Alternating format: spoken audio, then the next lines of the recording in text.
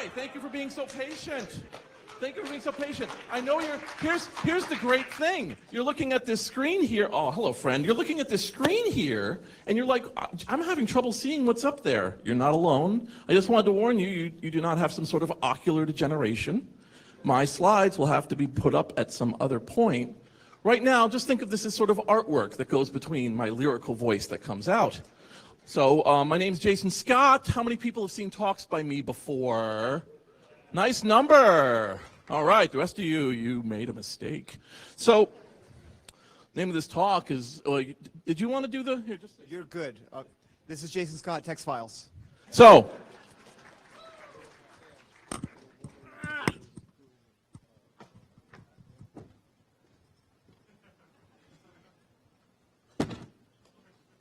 this is the DECSS case. This is, I'm going to describe it, but I just wanted you to see this pile of documents. These are all the documents related to a court case. This would be all of the testimony that was entered in across the 6-day trial. This would be the fuck you. This would be the no, seriously, fuck you. This would be the please, are you sure you say fuck you, to which this was the fuck you. So that's legal terminology. I just wanted to make sure you knew about it. I'm a veteran of talking, and so I'm really not one to buy into a lot of the stay up in front. And anyway, you guys have been enjoying an ironic Big Brother presentation by Snowden, so there's really no reason for me to do the same thing. So I hope you all don't mind that things are a little more interactive than they need to be. It's been 2 years since my last talk, so yay. So, Hollywood has a secret. Hollywood has a secret, and here's the secret, okay? If you take a image of a guy or girl, and then you show a picture of the opposite sex, and then you switch back to the first one, the audience will immediately decide that that person lusts, is watching, or is otherwise in the same physical space as the other person. In other words, the pictures sit quietly and we do all the work. And the reason why is because we're human beings, and when you see something disappear into a rock, you know it's probably going to come out again. And when you see it the other side, you go, oh, it's out again, I'm going to eat it. And so we're kind of wired this way. We draw conclusions, we put things aside. That's what we do. And Hollywood, long ago, discovered that by putting these images together and hosting them somewhere, they could pull people out of their otherwise wretched and terrible lives and make them feel like they were someplace else. And over time, they refined that, but I often did it by giving you the same picture of the guy, looking at the picture of the girl, looking back at the picture of the guy.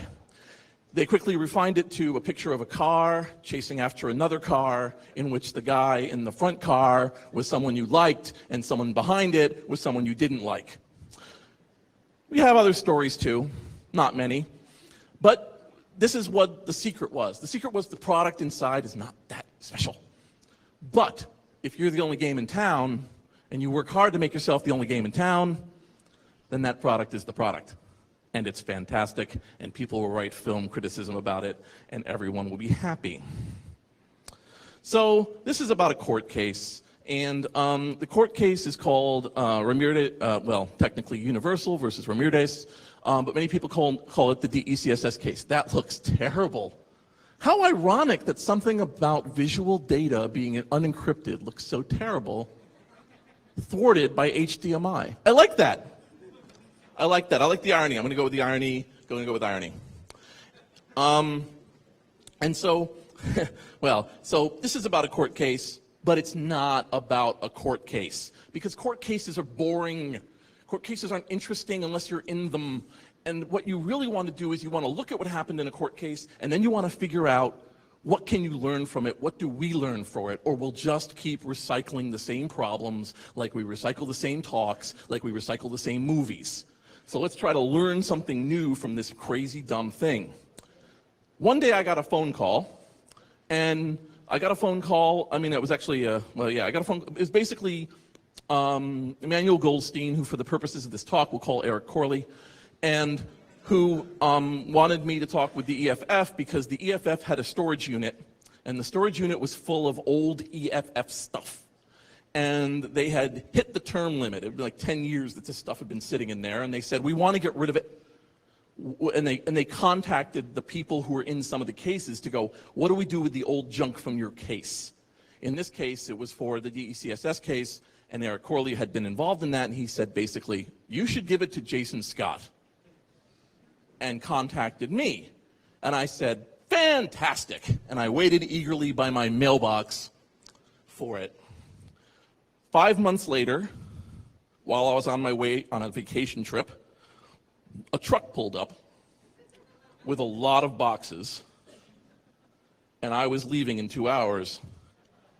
Desperate, as you can see, it's winter, my brother and I stacked it up and put plastic over it to protect it from the wind.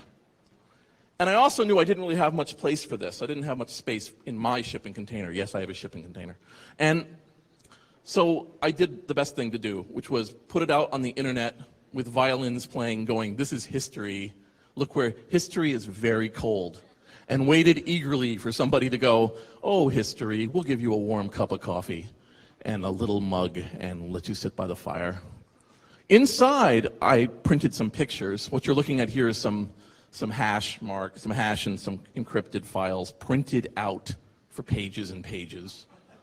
This is IRC discussions about DVDs printed by the ream. There were 75 boxes of material sealed up with obscure markings outside, only some of which caused me to twitch, with names like defendant and plaintiff's complaint and injunction. And inside, of course, was this whole thing about, history. And I always love these little moments, like this little transcription from the thing where the guy has to spell what Google is. Do you go to any besides Hotbot? Yeah, actually I went to Google, Google. So I knew this was like weirdly historical and strange. And things like, I don't know, hard clipping a floppy disk to a piece of paper as a way to indicate the work had been done. Anyway, it was good. It was good to have this sort of historical data, and I collect a lot of historical data, and I thought that was kind of interesting, right? Well, it was the Potters, Heidi and Bruce, who stepped forward and said, we'll take it. And I drove a truck of 75 boxes down to their storage area, actually their garage, and loaded them up, barely having cracked one. But they took it, so God bless them. They took them and saved them. And that's where it ends, right? That's where it ends. This thing that was lonely found a home somewhere in the Washington, D.C. area and was soon to live an endless nothing life, once again stored away in the darkness of history and forgotten. But no. What it was, in fact, was something like this. So this is a quote from Isaac Newton. Isaac Newton, he was a pretty intense dude. This was a guy who invented calculus to win a bet. Right? When he was 27. That's the source of that whole "we got a badass here" quote when he talks about it. Because he's talking about the fact that to win a bet, he invents calculus to prove what he's saying. And you're not going to get this right off. Some of you will, and God bless you. But are not gross bodies and light controvertible into one another, and may not bodies receive much of their activity from the particles of light which enter into their composition? This is the beginning of the nuclear bomb. This is when human beings start figuring out that shit can blow up really fast. Faster than we expect, and if we trigger off things, we will explode. Took a few years from 1706, but he was sitting around. I'll bet you he invented direct messaging too. I'm just going to tell you that now. Many of you might know about the 2600 case, the DECSS case, the DVD case, Universal et al. Versus Ramirez et al. It all has different names. Some of you may remember it with the snap trap memory of some geek, or some of you might actually be completely unsure what it is other than it was bad. You may not even know what the verdict was. I'm not going to poll. Why do that to you? But sitting on 2600 are the collections of PDFs of all the official stuff. In other words, the PDF version of this material. It's all sitting up there. So if you're the kind of person who wants to read through it line by line, knock yourself out. Knock out everyone around you. Read it home on the way to work while driving. Just do it. Have fun. All right, so basically, you have these wonderful legal terms like appellate reply brief and so on, and I'll go into what the case was, but that's what it sits right now, a bunch of PDFs of the officially released things, right? Or you can go onto Wikipedia and read kind of their description of what this case was, and so basically here's what happened, right? There's this thing called the DVD spec, right, which was created to allow digital video discs, which were a form of digital entertainment. They were plastic pieces of discs. I have to say this because some of you are young. And they basically allowed you to store a certain amount of material on them in a digital form and allow a relatively simple player at the time to be able to not just play it, but be able to read menus from it, have subtitles, do a bunch of different video things. And in theory, the clarity was unbelievable and heretofore unseen on Earth. And cheap to produce over time. Well, it depended on a protection scheme of some sort. Mysterious and wonderful. Some sort of black box that sat inside of a chip and made it better, unless you were bad, and then it made it worse. And that's what it did. And somebody came up with a way to read it regardless of that quote-unquote protection. The reason given was, hey, there's no good DVD players for Linux. So you can't play DVDs on Linux, let's fix that. And so over the course of time, this thing came out, and a utility was created by a young gentleman, Mr. Johansson, who basically allowed you to do it. It was called the Decss Utility because this was the content scrambling system. Fantastic name, which enabled you to basically unread. Isn't that great? There it is. It's a little blurry, but there it is. This is the terrible thing. You run it, and combined with other things, it allows you to read a DVD and not worry about the content scrambling system. The program is very small, and it was linked everywhere. And what ended up happening was people put it everywhere because it was amazing and weird and interesting. I don't know how many of them understood it, but it went out there and it went everywhere. And so, as they say, the movie studios sued. And they sued a few people for it. And that was celebrated. As, oh my God, we've pissed them off. And they sued a bunch of people, citing the newly minted, Digital Millennium Copyright Act, 1998, which enabled a whole variety of things to happen. And this code was everywhere, hosted everywhere, including at 2600 magazine. So the movie studios sued a bunch of people, including Eric Corley himself and later his magazine, 2600, for having this. They sought injunctive relief, they wanted many thousands of dollars, and of course they wanted him permanently banned from ever distributing this. So he took it down as per the request, and instead replaced it with a list of mirrors. That's our manual. Just kicks you in the balls while being let out of the club. And so it ended up being linked, and they sued him over that. They said, you can't even link to a thing that does something bad, which was a very interesting innovation legally. And so, when you have a court case like that, of course, it's got the geeks versus the old school versus everything else. It was a 6-day trial after months of preparation, and it was found to be not in 2600's favor. The other defendants all settled. 2600 fought on, as they are wont to do, and they lost. So they appealed, and in a grand decision, they also agreed. So the case was a loss. It was a blow against free speech in some definitions. It was definitely a blow against 2600. Luckily, there were no monetary damages applied.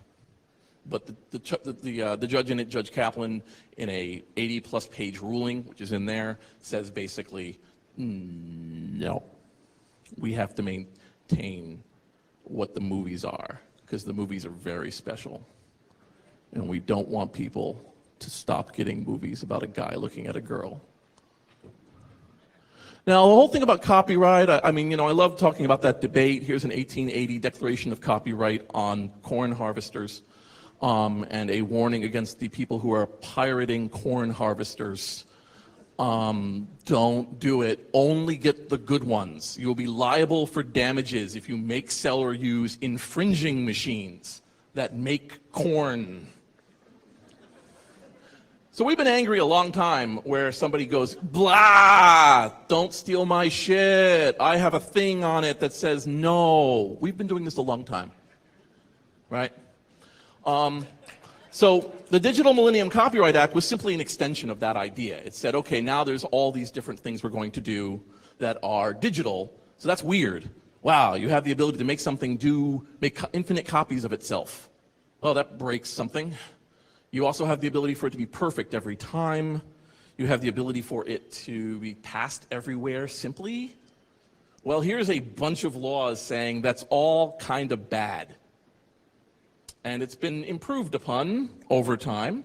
You know, in this country, if you videotape a movie, well, let's say you use a digital camera, but let's go with videotape. I like that better. Let's say you take in an RCA Panasonic VHS camera, and you walk in and you record The Expendables 3, and for some reason the gendarmes in their little fucking red vests walk up and grab you. How many years are you liable for?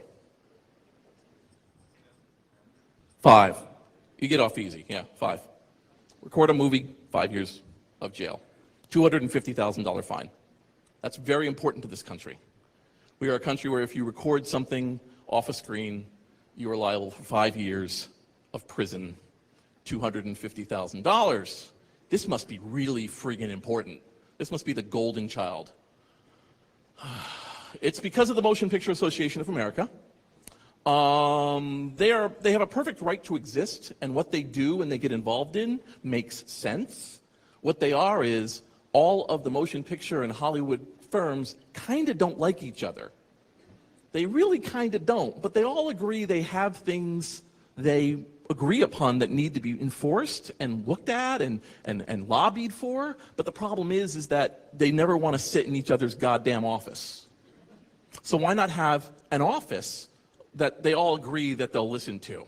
And that's the Motion Picture Association of America. They created the rating system, for instance. They were the ones who certify different kinds of sound. They're the ones that dictate what the size of a screen is. They involve themselves in all sorts of intercompany processes in motion pictures. But they also deal in enforcement.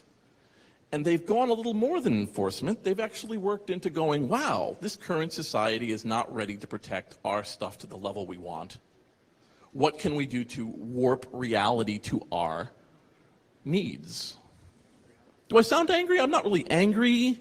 It's just more like, oh man. You know, like when you see a cat or a deer jump out of one car and get hit by another, and you're like, oh man. It's kind of that sad, withering disappointment in the whole process, kind of. Just kind of a sadness, right?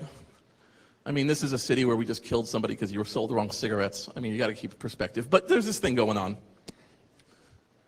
And so, they have all these things that they've put up now, and they speak the crazy language. You can click, but you can't hide. Look out. And that should be the end of it. Hooray, we do not steal anything anymore. That's it. That's how it goes. Can I get a round of applause for the end of infringement? Wow, that's fantastic. That's a pretty good half-hearted sarcastic clap, but I'm telling you, when you're doing sarcasm and you want to make everyone in the room feel uncomfortable, you got to whoop it up, okay? Germany has to kick someone's ass, and you're like, yeah! So that's just in the future when you get sarcastic clap, please do that.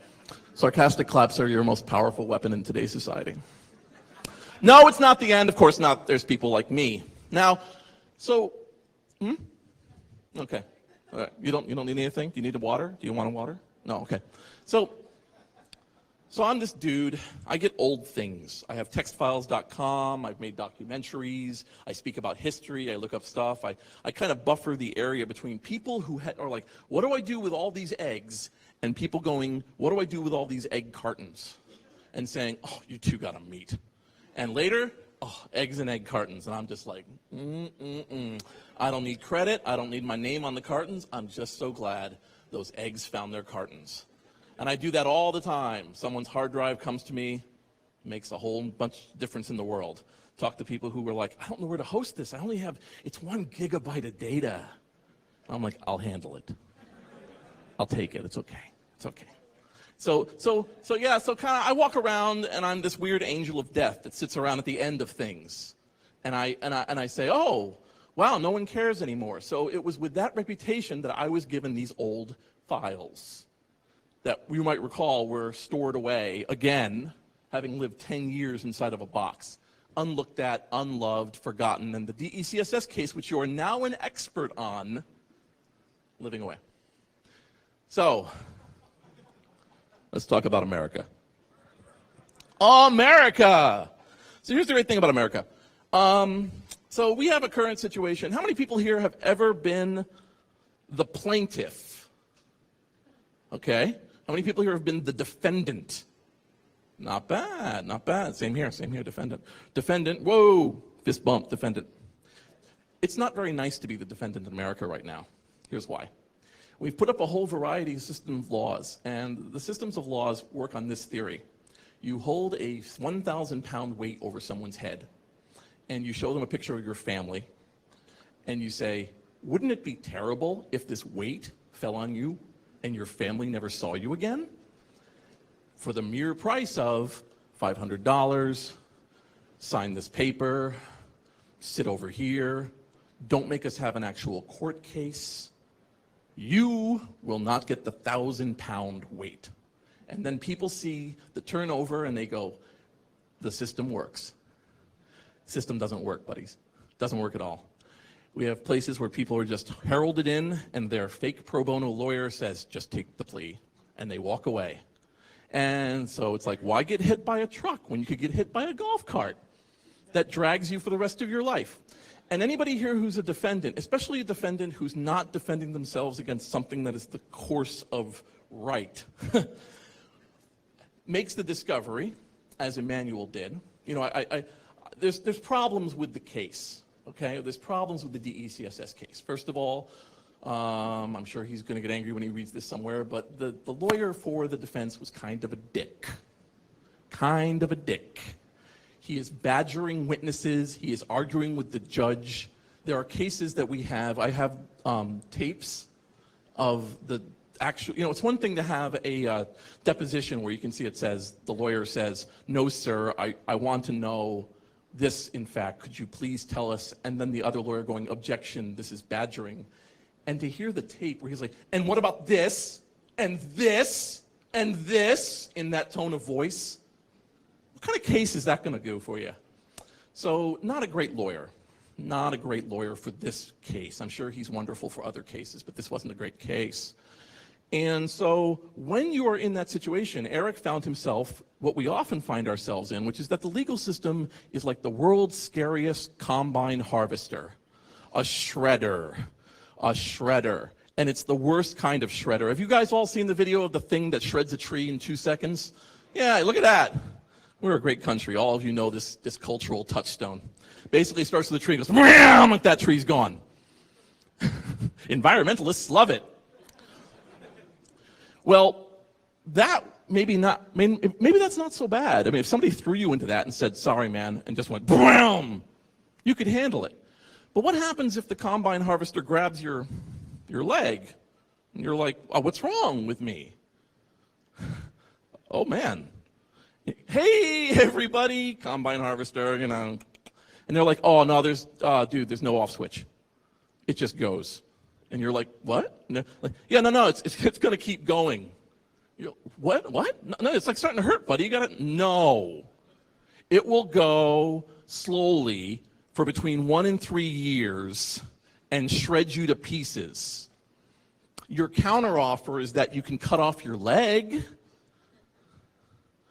or something else. I have seen what the system does to somebody who's under that 1,000-pound weight. I've lost friends to that.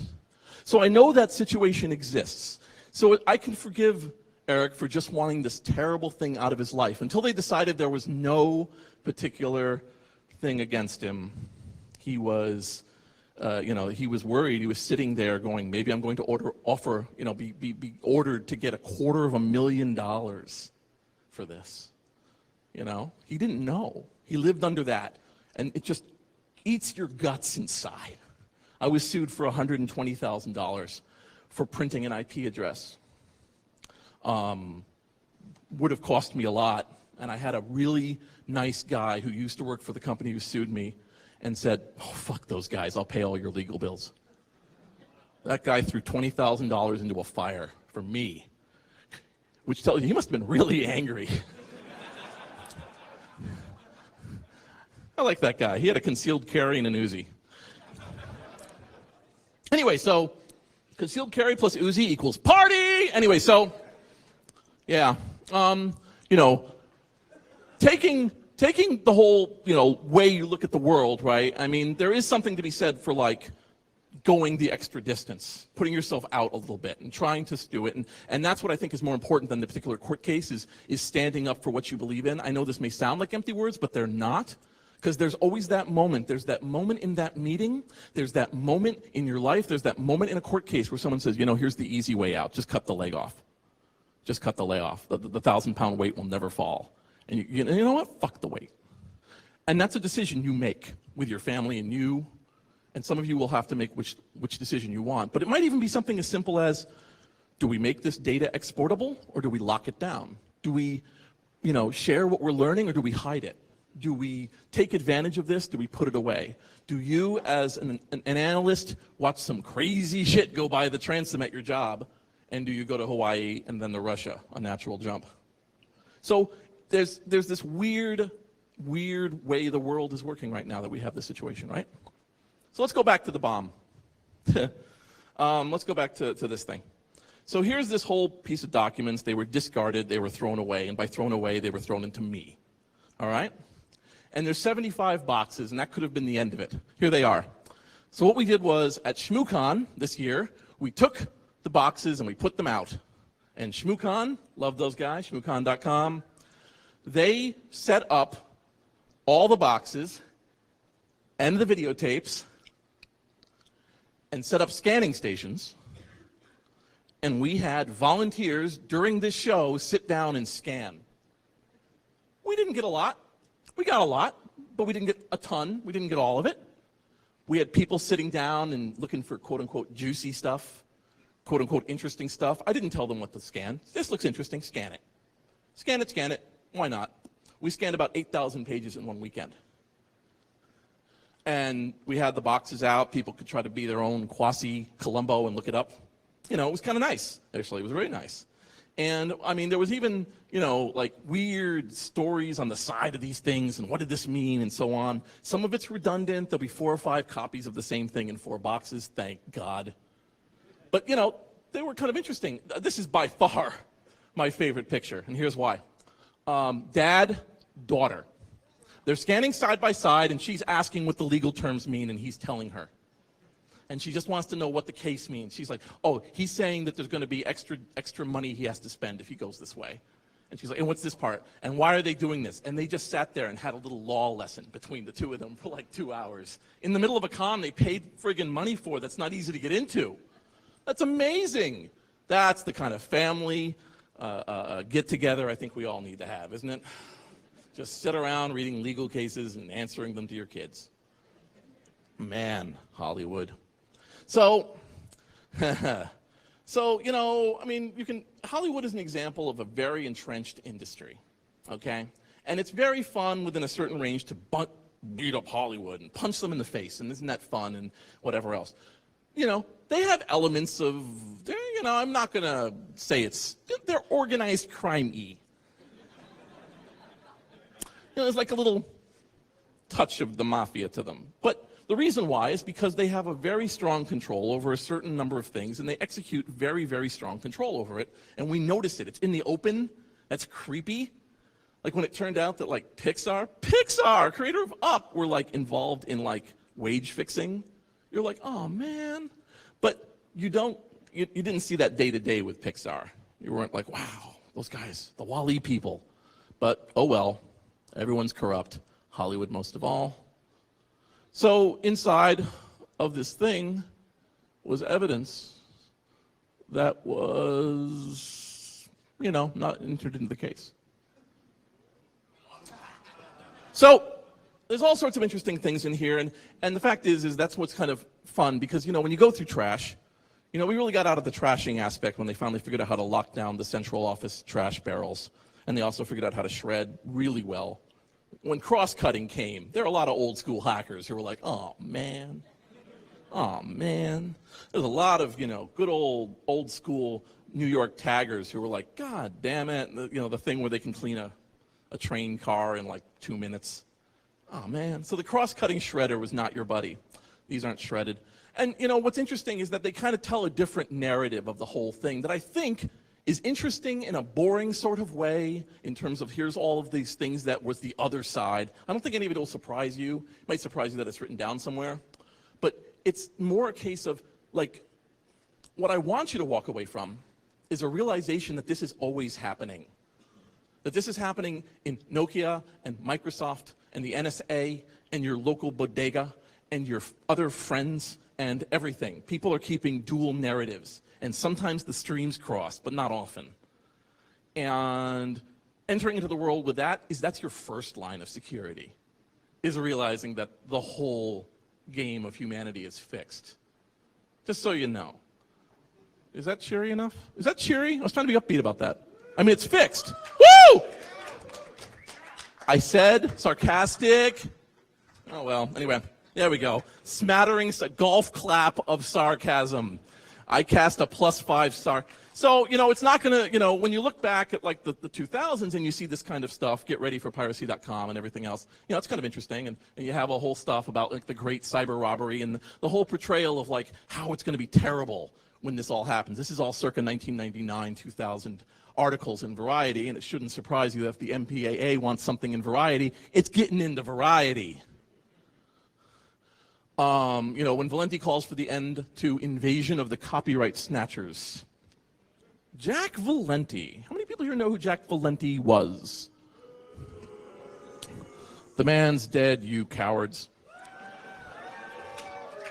Cowardice! That's good, all right. If you can't protect what you own, you don't own anything.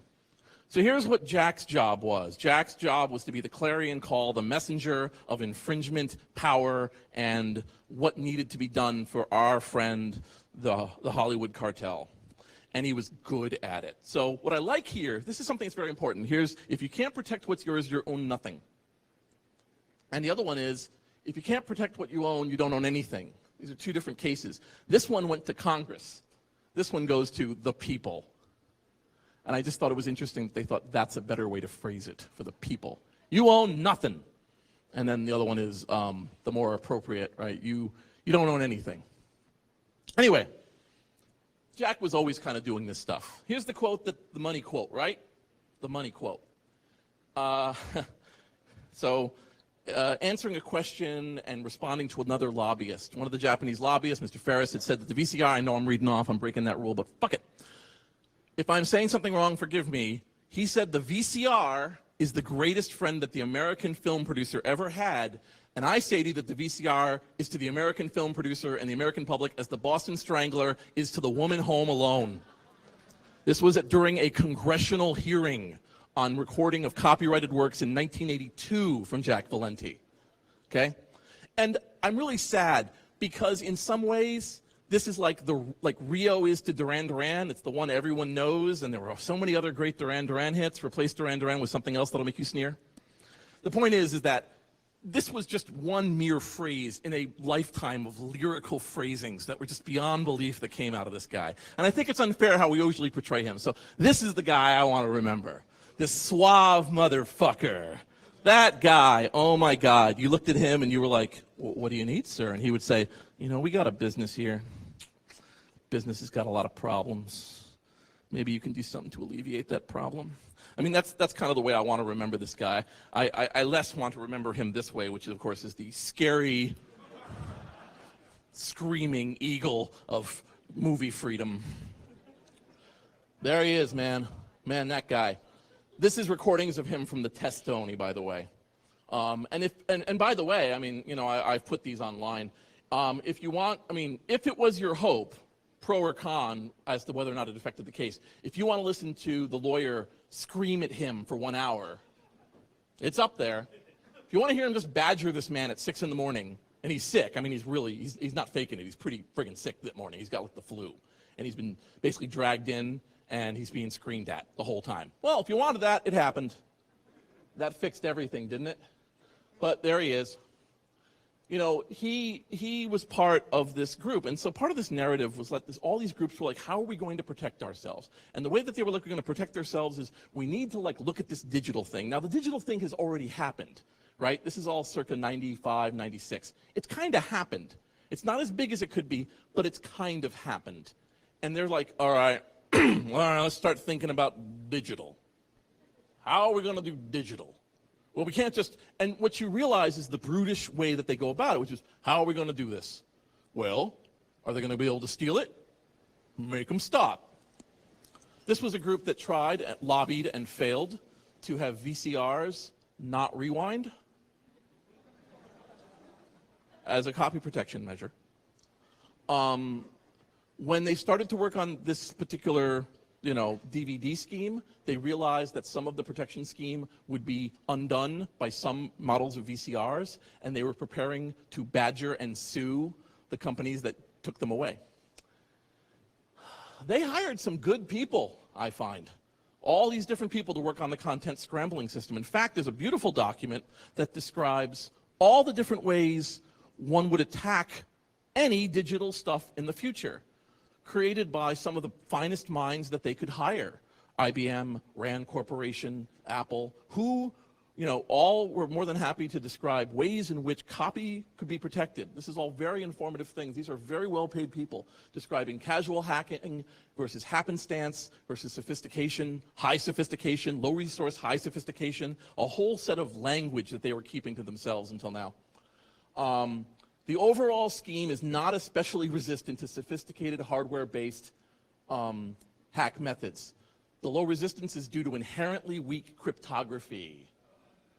To place the scheme in perspective, it is a factor of 10 to the 6th minus 10 to the 4th weaker than a scheme based on the data encryption standard. So they were like, maybe you ought to do something about that. And it's not their fault, they claim. There's a lot of toadying back and forth. I love this document. This is trying to portray all the different ways you could approach. And the reason it interests me is because to show how you don't want the content stolen, you want to talk about the peasants. And your problem, of course, is, some peasants have ladders, but most can't swim. But they don't have special clothing. They can't get past the guards. So you have a combination of guards, boiling oil, a moat, a fence, and the peasants, eagerly awaiting to find out when Expendables 4 is coming out. Oh my God, Need for Speed 38 is on its way. Oh my God. No, they dug up the guy. It's amazing. They dug him up and they scanned him. That's crazy, edgy shit. Let's go watch that. And I want to, if you, please remember this, that somebody thought it was okay to refer to the consumer as peasants and to describe as the entire thing as a life or death struggle to protect the castle. Whoever made this because they knew that would fly in the boardroom, right? And then there was like another problem, which they didn't really think about, which we should think about in the future. Anyone here ever have an Apex DVD recorder, player? Yeah. Here's the thing with the DVD player. It had an admin testing mode. And the problem with it was you did this, turn it on, do no disk, hit setup, do your shit, press track forward in this situation, and the loopholes menu is displayed. And you can change the region, you can turn off the encryption, you can turn off macrovision, and there's a little thing down here you can't quite see. It says, you should not be here. They sold 500,000 of those. That happened because basically the guys who make this were like, fuck it, we're just going to do this. It makes it easier to work with it. Leaked out. It's also interesting to note that when the DECSS case happened, they hired a private investigation firm. And the private investigation firm gives a, if you're sitting around in your RC channel, and the firm was hired, and the firm did amazing amounts of work. Here they are doing a timeline of who came with what piece in DECSS over the course of the year, all the way down to the name and what part they were and where they were and what part they provided and they figured out that some persons unknown provided some of the information, and so on. But man, we should nail that kid. Johan's code and the code on Slashdot are one and the same. Johan, don't public post, but could he send a private copy? Oh, he released the code. Paul calls him brave. So this is another interesting document. This is a PR firm that was hired to say, now that we're going to sue the fuck out of this little kid, how do we deal with that? I don't know if you've ever read a PR document before. It is the mask of humanity unmasked. It is the wolf behind the door. There's concern it's going to cause a PR it's great language. It's going to cause a PR backlash. We should be concerned. Retailers will be angry. They'll think that we're no good at what we do. The market for early adopters to the mass market, they're going to see this and get scared. We have to do something, right? There's two key sexy stories that could be of interest. The 15, 17-year-old boy, human interest story, hacking of the DVD encryption, a giant corporate industry screw-up story. The boy is integral to the story. So, despite the fact that he is Norwegian, and while we could desire any focus to be on the Scottish man, the Scott story is ... It's that kind of just ripping it open and seeing what's there. The backlash, if it happens, is likely to be huge American film giants destroying the boy, and the boy turned into a modern-day genius who didn't realize what he was doing. The war game scenario, a David and Goliath story. Now, this is happening anytime you find yourself on the wrong end of something and you're fighting the big Goliath, by the way. This is happening behind the scenes. So I just want you to be aware of that. They're hiring a place to go, how do we couch this so we look awesome? So the thing is, what I want you to understand, is less that, oh yeah, there's some goofy, juicy stuff about this particular case that didn't make it into the court documents and isn't that. I want you to think about the fact that this happens every time we have this sort of legal thing, and this is what goes on, I know. And we're going to always, always, always keep our eyes open, right?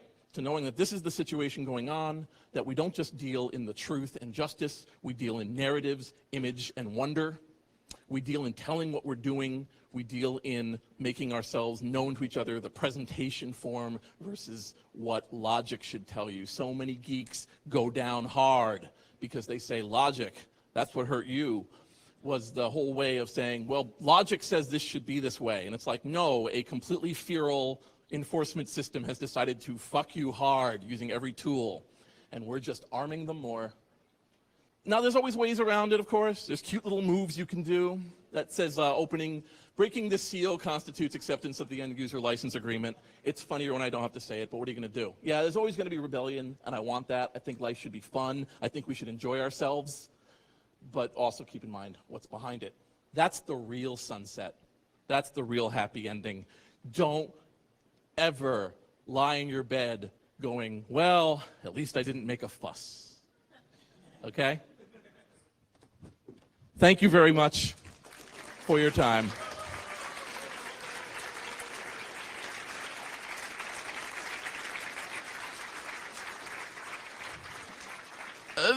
There will be no questions because we don't have the time, but I'll be wandering about in a very rakish hat, making myself known. I would love to see you all. This is a very special social time for me to see so many of my friends out there. Thank you, friends.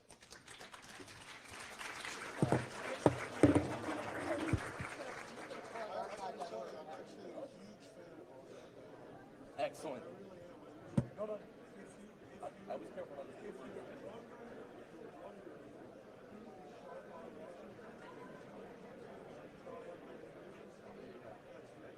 Well, I was very appreciative.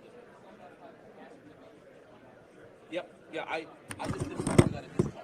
It's too angry. Okay, you need to.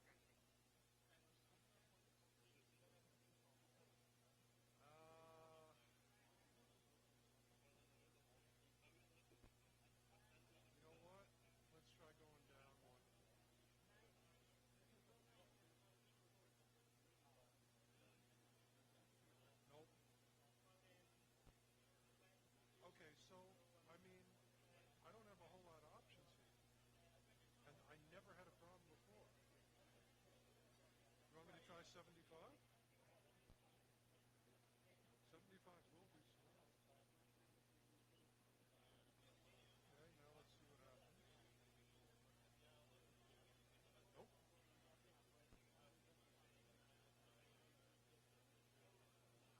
Another window. Okay. Why? Because I'm mirroring displays, so just go into arrangement and switch them? Behind the Yeah. window. No, there isn't. What? Yeah. This. Oh, son of a bitch. Okay, can I tell you something? That's not even supposed to be there.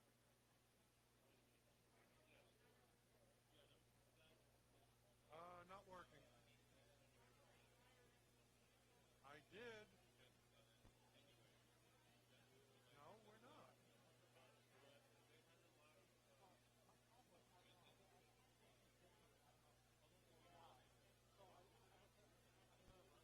Really?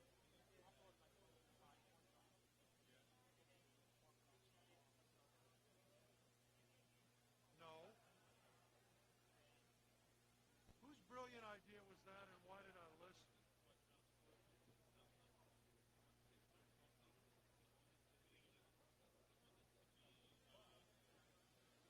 All right, this is ridiculous.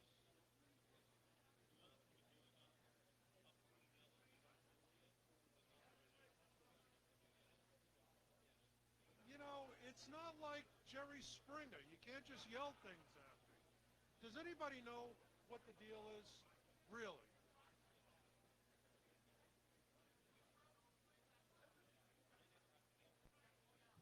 I mean, everybody's yelling suggestions. What I would try is first, Do you actually know the answer? I have a Mac.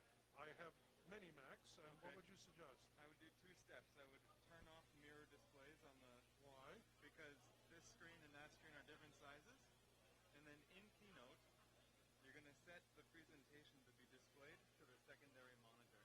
Well, hold on. Yeah, see, no. Okay. But hold on. Presenter display. Yeah, I understand that, but hold on 1 second. I've never had to do this before. I'm at 1024 by 768 stretched, so let me try not stretched. And let me try this. Okay. Quiet. Present the display. Okay, that was the problem. Okay.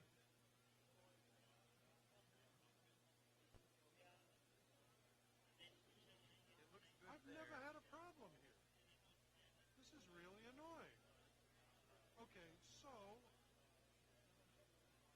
I'm going to assume you're wrong and see what happens.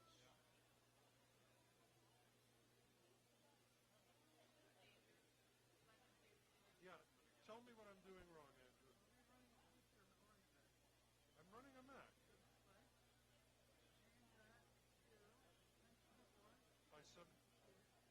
By 60 or 75? Okay. Yeah, I know. Oh, son of a bitch. Okay, not what I meant to do.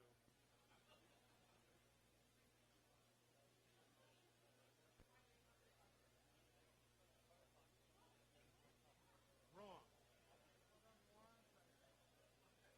Okay, I've done this for 20 years. I've never had a problem. Okay, do you know what the problem is? Okay.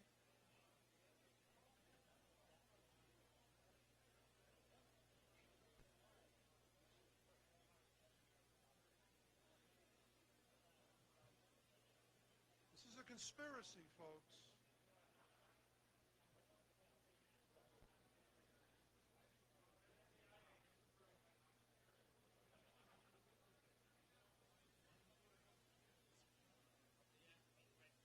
Oh. Not a good sign.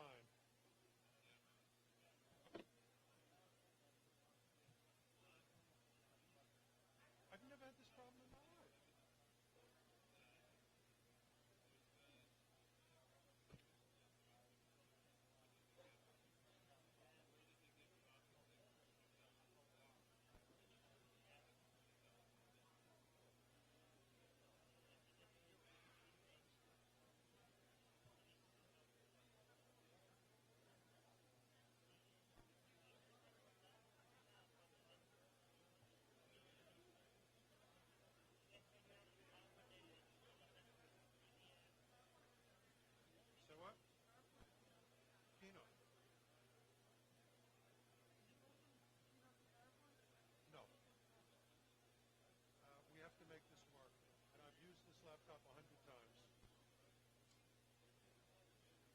can't hear you.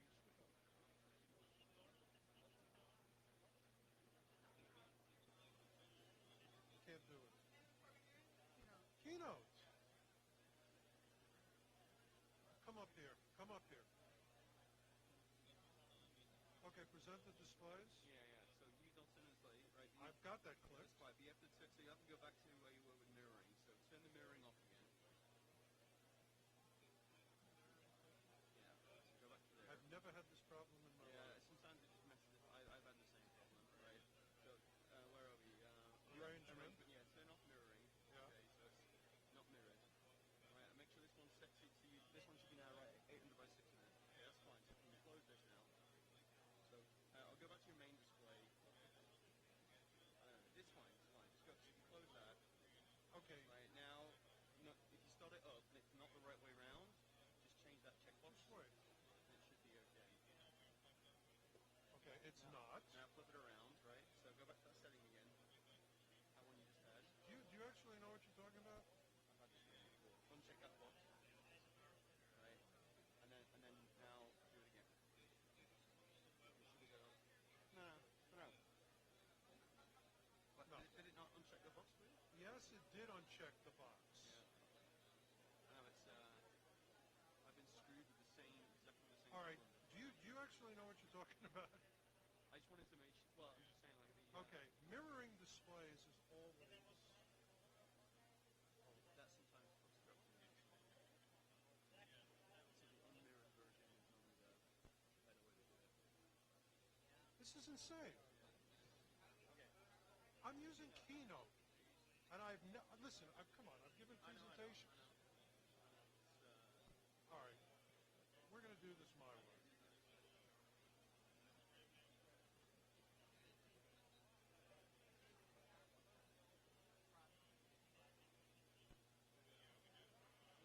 I've got it as a PDF, but that's insane.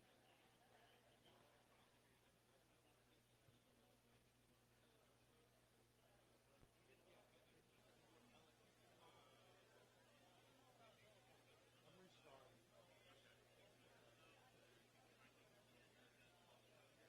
You know, everybody has come over and said, take off mirroring, put on mirroring, change this, change that.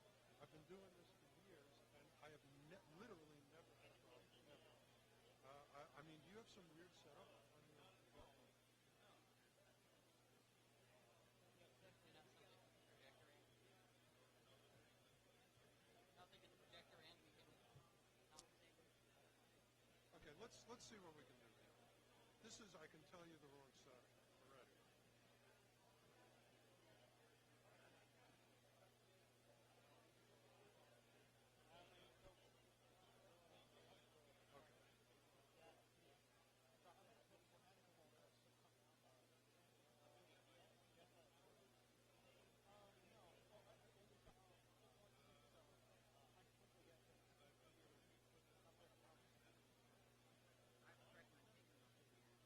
Huh? I would recommend taking the mirror off. I've done that and put it back on, and done that and put it back on, but I'll do it your way. And what was the solution? Well, the other guy had a problem that he couldn't get the laptop out of the widescreen. He was off right before.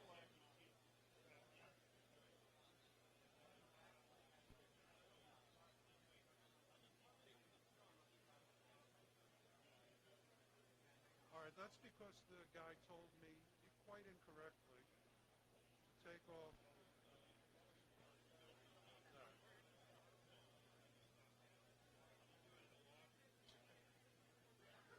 All right, look, we're going to have to do it like this. I mean, I'm getting the screen. Okay, just hold on 1 second. I mean, we're just going to have to do it like this. Okay, that's not going to work. Son of a bitch.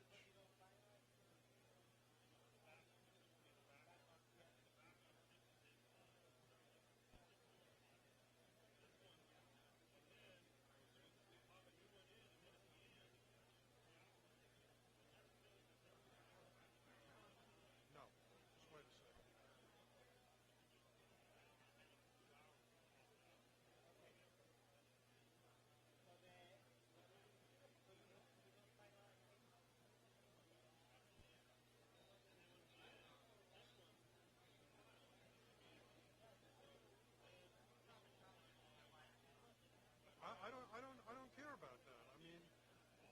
Just give me 1 second here.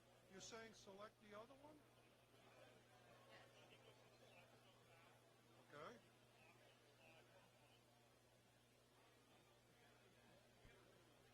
Ah.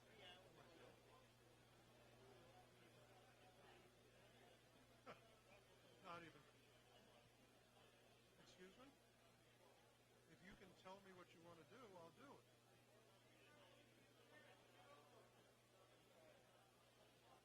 Funny.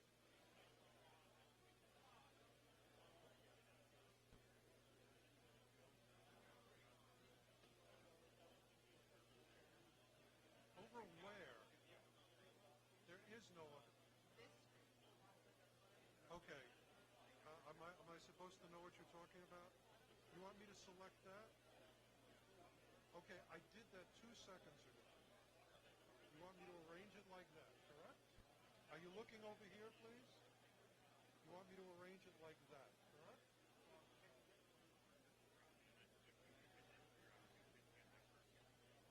Where do you want it?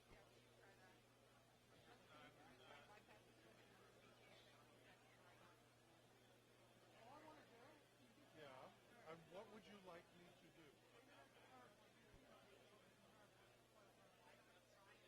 Click on what? What do you want me to do? Yes, and what would you like me to do? And click on what?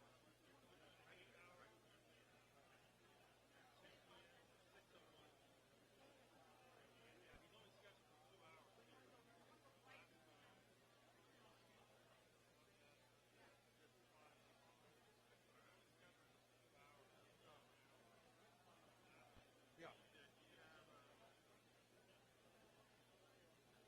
Yeah, your suggestion did not work. Huh?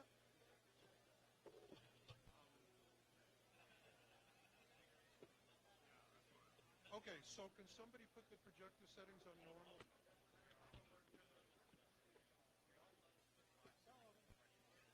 Okay, okay, so let me ask you something. The bottom line is... Check. this laptop is- Yeah, I got audio.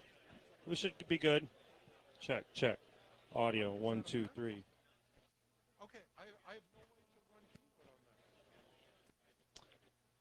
that. Oh, we got Steve Rambam, a private investigator, who had some run-ins with the law over the years, and basically he's won every one of them.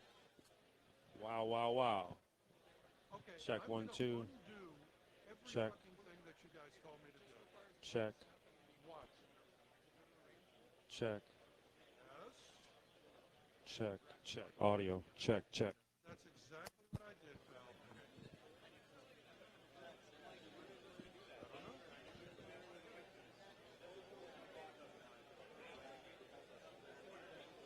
Now we need to set the resolution.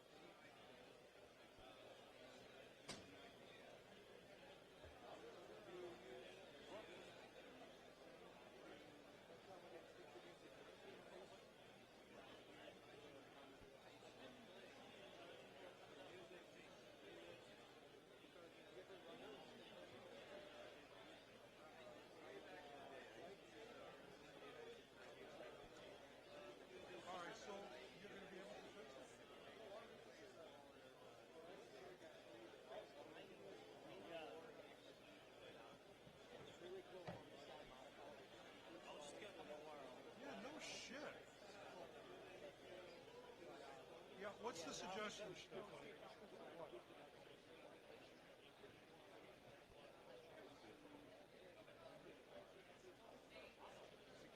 Okay, go sit down. Go sit down.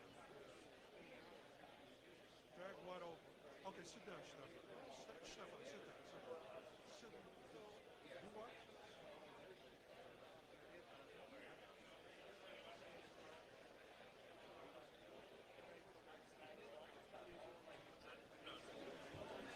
Yeah, hold on. Let me change the display. I think we got it.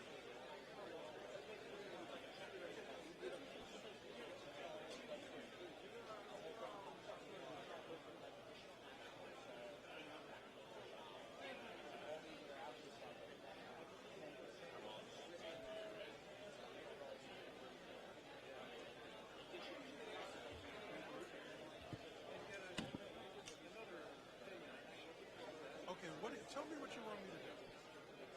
Because I'm so sure you're wrong.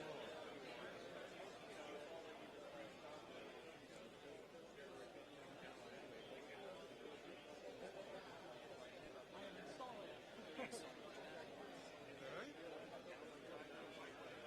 Really?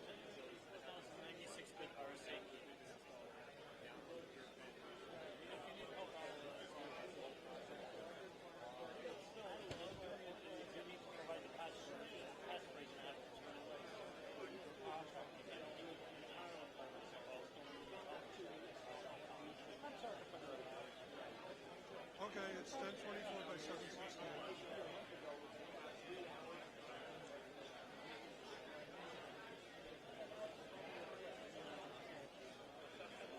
You know what? It's not going to go full screen. Is this good enough? It's not going full screen.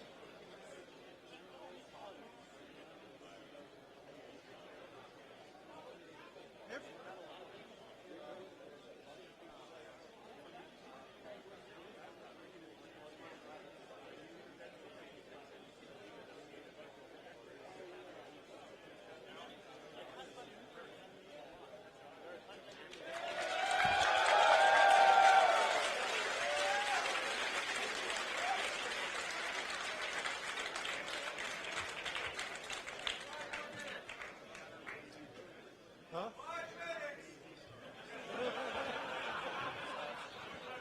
Everybody's a comedian.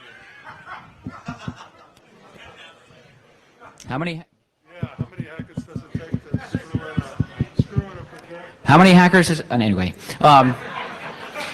anyway, we got it going, and I think Steve Rambam, you could probably count on a couple of fingers all the Hope speakers who have spoken at every single Hope since 1994. 20 years we go back with Steve Rambam. He's not only a legend in his own mind, he's a legend to all of us. And it's always guaranteed to be a jaw-dropping session of all the info, all the docs on you that are dropped by corporations. This is just private sector stuff. Government stuff would really blow you away. But in any case, Steve's going to give you a little less than 3 hours of jaw-dropping entertainment and fear-mongering. Tinfoil hat wearing. It's incredibly detailed. I saw some of the slides earlier. So I don't really have to give any more introductions to Steve Rambam. Oh, by the way, you want to mention during your talk the world premiere of your TV series that just came out? So he'll mention that. It was next door a few hours ago. Give us a great presentation. Thanks. Steve Rambam.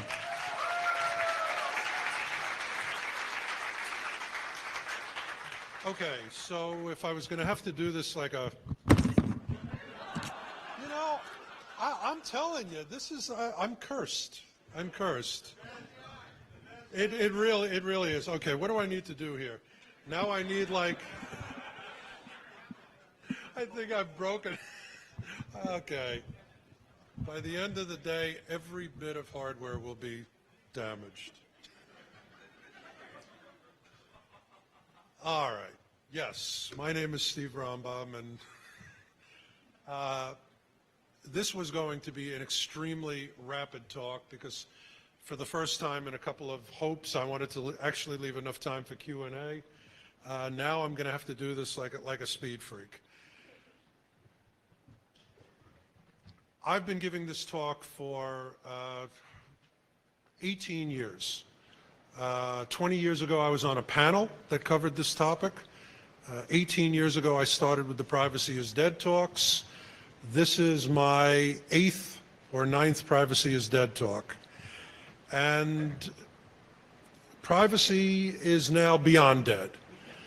It's a little sad to me that it took an Edward Snowden to make everyone realize that every bit of their life, their digital life, their details of their friends, their family, their likes, their dislikes, where they go, what they do, what books they read, who they associate with, what their politics are, has drip by drip by drip been gathered into databases.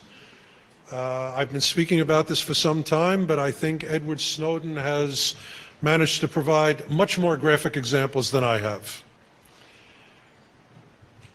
I used to point out that with any one piece of information, it's now possible to expand that one piece of information, whether it's a license plate, a telephone number. Today, just taking a picture of your face is enough. And it can be expanded to your name, your address, your phone, your date of birth, your social security number.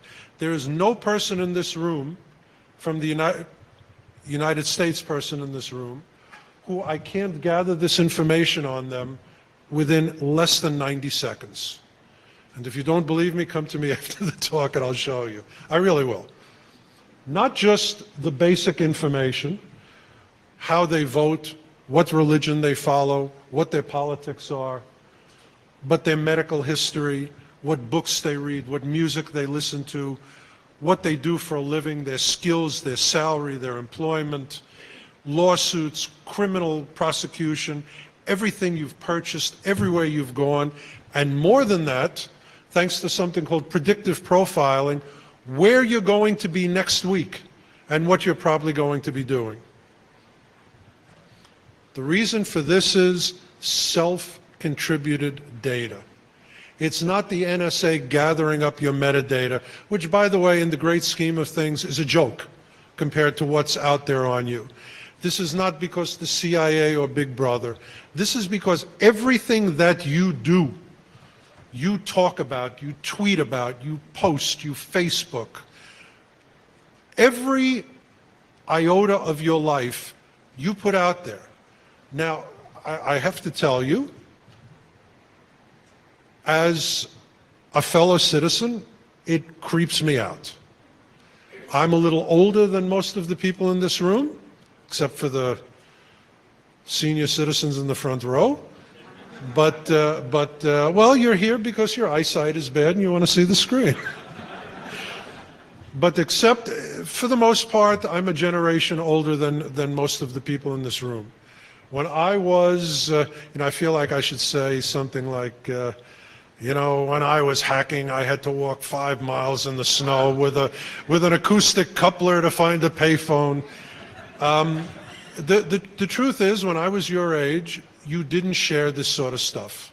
There was an expression when I was a kid, damn, I wouldn't have told that. Now there's nothing that fits within that description.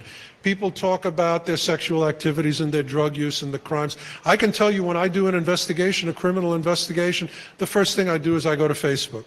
You would be amazed how many people pose with the proceeds of their crimes or put up videos of rapes they've committed. It's not funny if you're the rape victim, so don't laugh. People share everything. I don't get it. As an investigator, thank you very much. But as a fellow citizen, as a friend, as a colleague, it creeps me out. Deviant, by the way, that's one of the great benefits of speaking at Hope. You hear from guys named Deviant. Deviant sent me a great example. Last week, there was an article in Wired magazine talking about new interfaces to the IMAP email system. I mean, the most boring article you've ever read in your life. But apparently some people got very excised over it and had a troll fight. And one guy did what you should never, there's two things you should never say on the internet, Nazi or Luddite. And they called this poor schmuck who unfortunately for him had the name You Don't Know Me, called somebody a Luddite. Well, apparently he did know him. Your name is so-and-so and you live in Portland, Oregon. You're pretty shit at triathlons, and last year you humiliated yourself by coming in whatever out of 183. I'm sure your mom, so-and-so, wouldn't be proud to talk about it in her weekly gossip circles. She prefers to think about the days when she lived in Glendale or Pasadena. Instead of wasting time on a short-sighted son, at least you managed to trick so-and-so into marrying you, huh? By the way, she should update her blog, such and such a URL. And it goes on like that for pages. And he ends, so the next time somebody talks about the importance of privacy, you should probably listen, imagine what people can find on you, blah, blah, blah, and then one last zing, you know, his stupid cowboy costume. Listen, this is a guy with no special skills. He got insulted, it was a troll versus troll fight, and that's it. His whole life was on the internet. It's really this easy. And if it's this easy for a guy in the middle of the night commenting on a Wired article, imagine what I can get on you. People don't care. People put everything on the internet. You know what? By the way, the guy over here, for those of you who are lawyers, this is a drunken lawyer in a rabbit suit. Which to me, anything that gives me the opportunity to say drunken lawyer in a rabbit suit, great. People share everything. I just made love. This is a thing. This is an app. And by the way, here's the locations. And I have to tell you, if you zoom in, half of these locations are parking lots. Seriously, try it out. Okay, I saved the sickest one for last. PMS Buddy. This is a thing. You know, you want to warn your friends, don't talk to me for the next 5 to 7 days. But here's the sickest thing. I don't know, is my pointer working? Okay, well, I need one of those like green helicopter knocking ones, but okay, if you look over there, PMS Buddy, now on Facebook. The little seal there. Great, so people look in, you know, they look at your Facebook page, they want to send you a note, oh, I better wait a few days. Okay. Now, I hope I made my point. Hey, thank you, brother. Okay. Jesus, this is like this is gonna burn a hole through the screen. Okay. Thank you. I'm actually gonna use this thing. Okay. Now to be serious. Why should you give a shit? Okay? This is no longer a G-rated DVD. Why should you give a shit? Here's why you should give a shit. Because you never can tell what's waiting around the corner in your life. And I say that as a guy who is probably the only one in this room to have been removed from a Hope Conference in handcuffs. Look, in the 1930s, people who were left-wing, communist, anti-Hitler people were the good guys. In the 1950s, the same people were put in jail for what they did in the 1930s. There's a book I recommend that you read called 3 Felonies a Day. I rarely give shout-outs to books, but it's an amazing book. It talks about how everybody in this country inadvertently commits 3 prosecutable crimes a day. It's really true. You can't,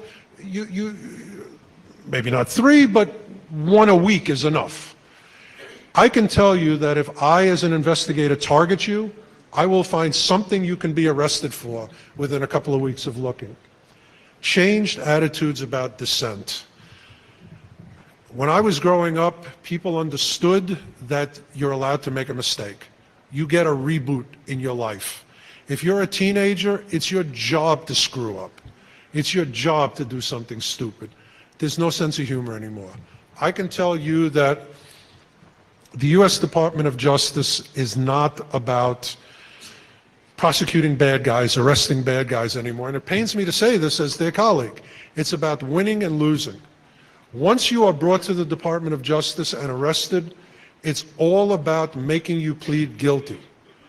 98.5% of all people arrested and prosecuted by the federal justice system in this country plead guilty. 98.5%. I can promise you 98.5% are not in fact guilty.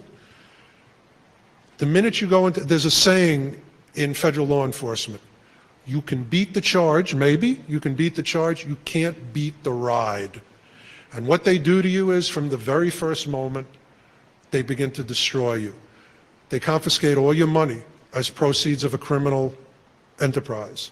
So you can't afford an attorney, you can't afford an expert, you can't afford me. You can't afford bail. You sit in jail. You can't assist with your defense. As far as assisting with your defense, they don't give you the evidence until a nanosecond before the trial. And they give you an offer that is so widely disparate on how much time you might spend in jail. If you plead guilty, you get 18 months, you get your money back. If you don't plead guilty, in the case of Aaron Swartz, 35 years. Plead to something, maybe you get probation or go to jail. Let me tell you, it is bullying of the worst order. And I want to tell you what was done to Aaron Swartz, and he and I had a lot of mutual friends, one of whom I'm sure is in this room. I haven't seen her today, but she knows who she is. What they did to Aaron Swartz was drive him to suicide. They did the equivalent of kicking a little harmless puppy because he was barking too loud. What did this kid do? He went into a broom closet with a bicycle helmet over his face. That's the best he could do to be a master criminal. And he was facing 35 years in jail because he had the temerity to hire an attorney and spend the money that he made and fight. If you fight, they don't care if you're innocent at that point. They have to crush you. They have to make an example out of you. And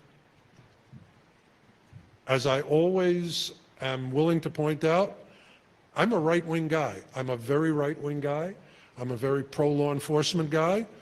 I work with federal law enforcement all the time, not the FBI, but with pretty much every other agency, and most of them are great guys, most of them. I don't agree with a lot of what Mr. Snowden said earlier today, but he's right about one thing. The culture in this country has changed for the worse. He's absolutely right about that. And assuming that you're a good guy and you're a good girl and you're doing things for the right reasons and you think you haven't committed a crime, it's not good enough anymore. You cannot allow yourself to be put in a position where you can be made a victim for no good reason. You have the Obama White House asking for details of people who opposed its policies. You have Operation Choke Point, which I'm going to tell you about in a second. Next slide. Most of all, storage is damn near free now. And I can tell you that every governmental agency saves everything. And every governmental agency hoovers up everything. I do it as an investigator. Once you put a piece of information out there, it's not yours, you don't own it anymore, and you can't get it back. You can't. You can't change your mind. You can't say, you know what, I changed my mind. I want privacy.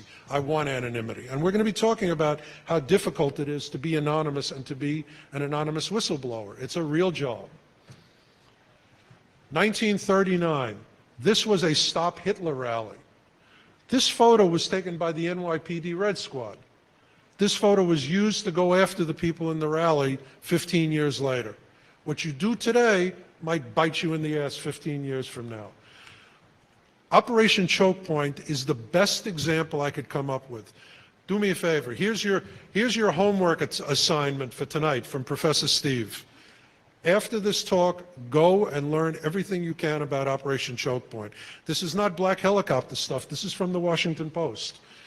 The Obama administration has been pressuring banks to shut down financial services for absolutely legal industries that it disagrees with, to cut off the oxygen to these industries, hence Operation Choke Point. The ability to destroy legal industries through secret actions to deprive them of banking services has obvious political consequences. You think? Here's some examples.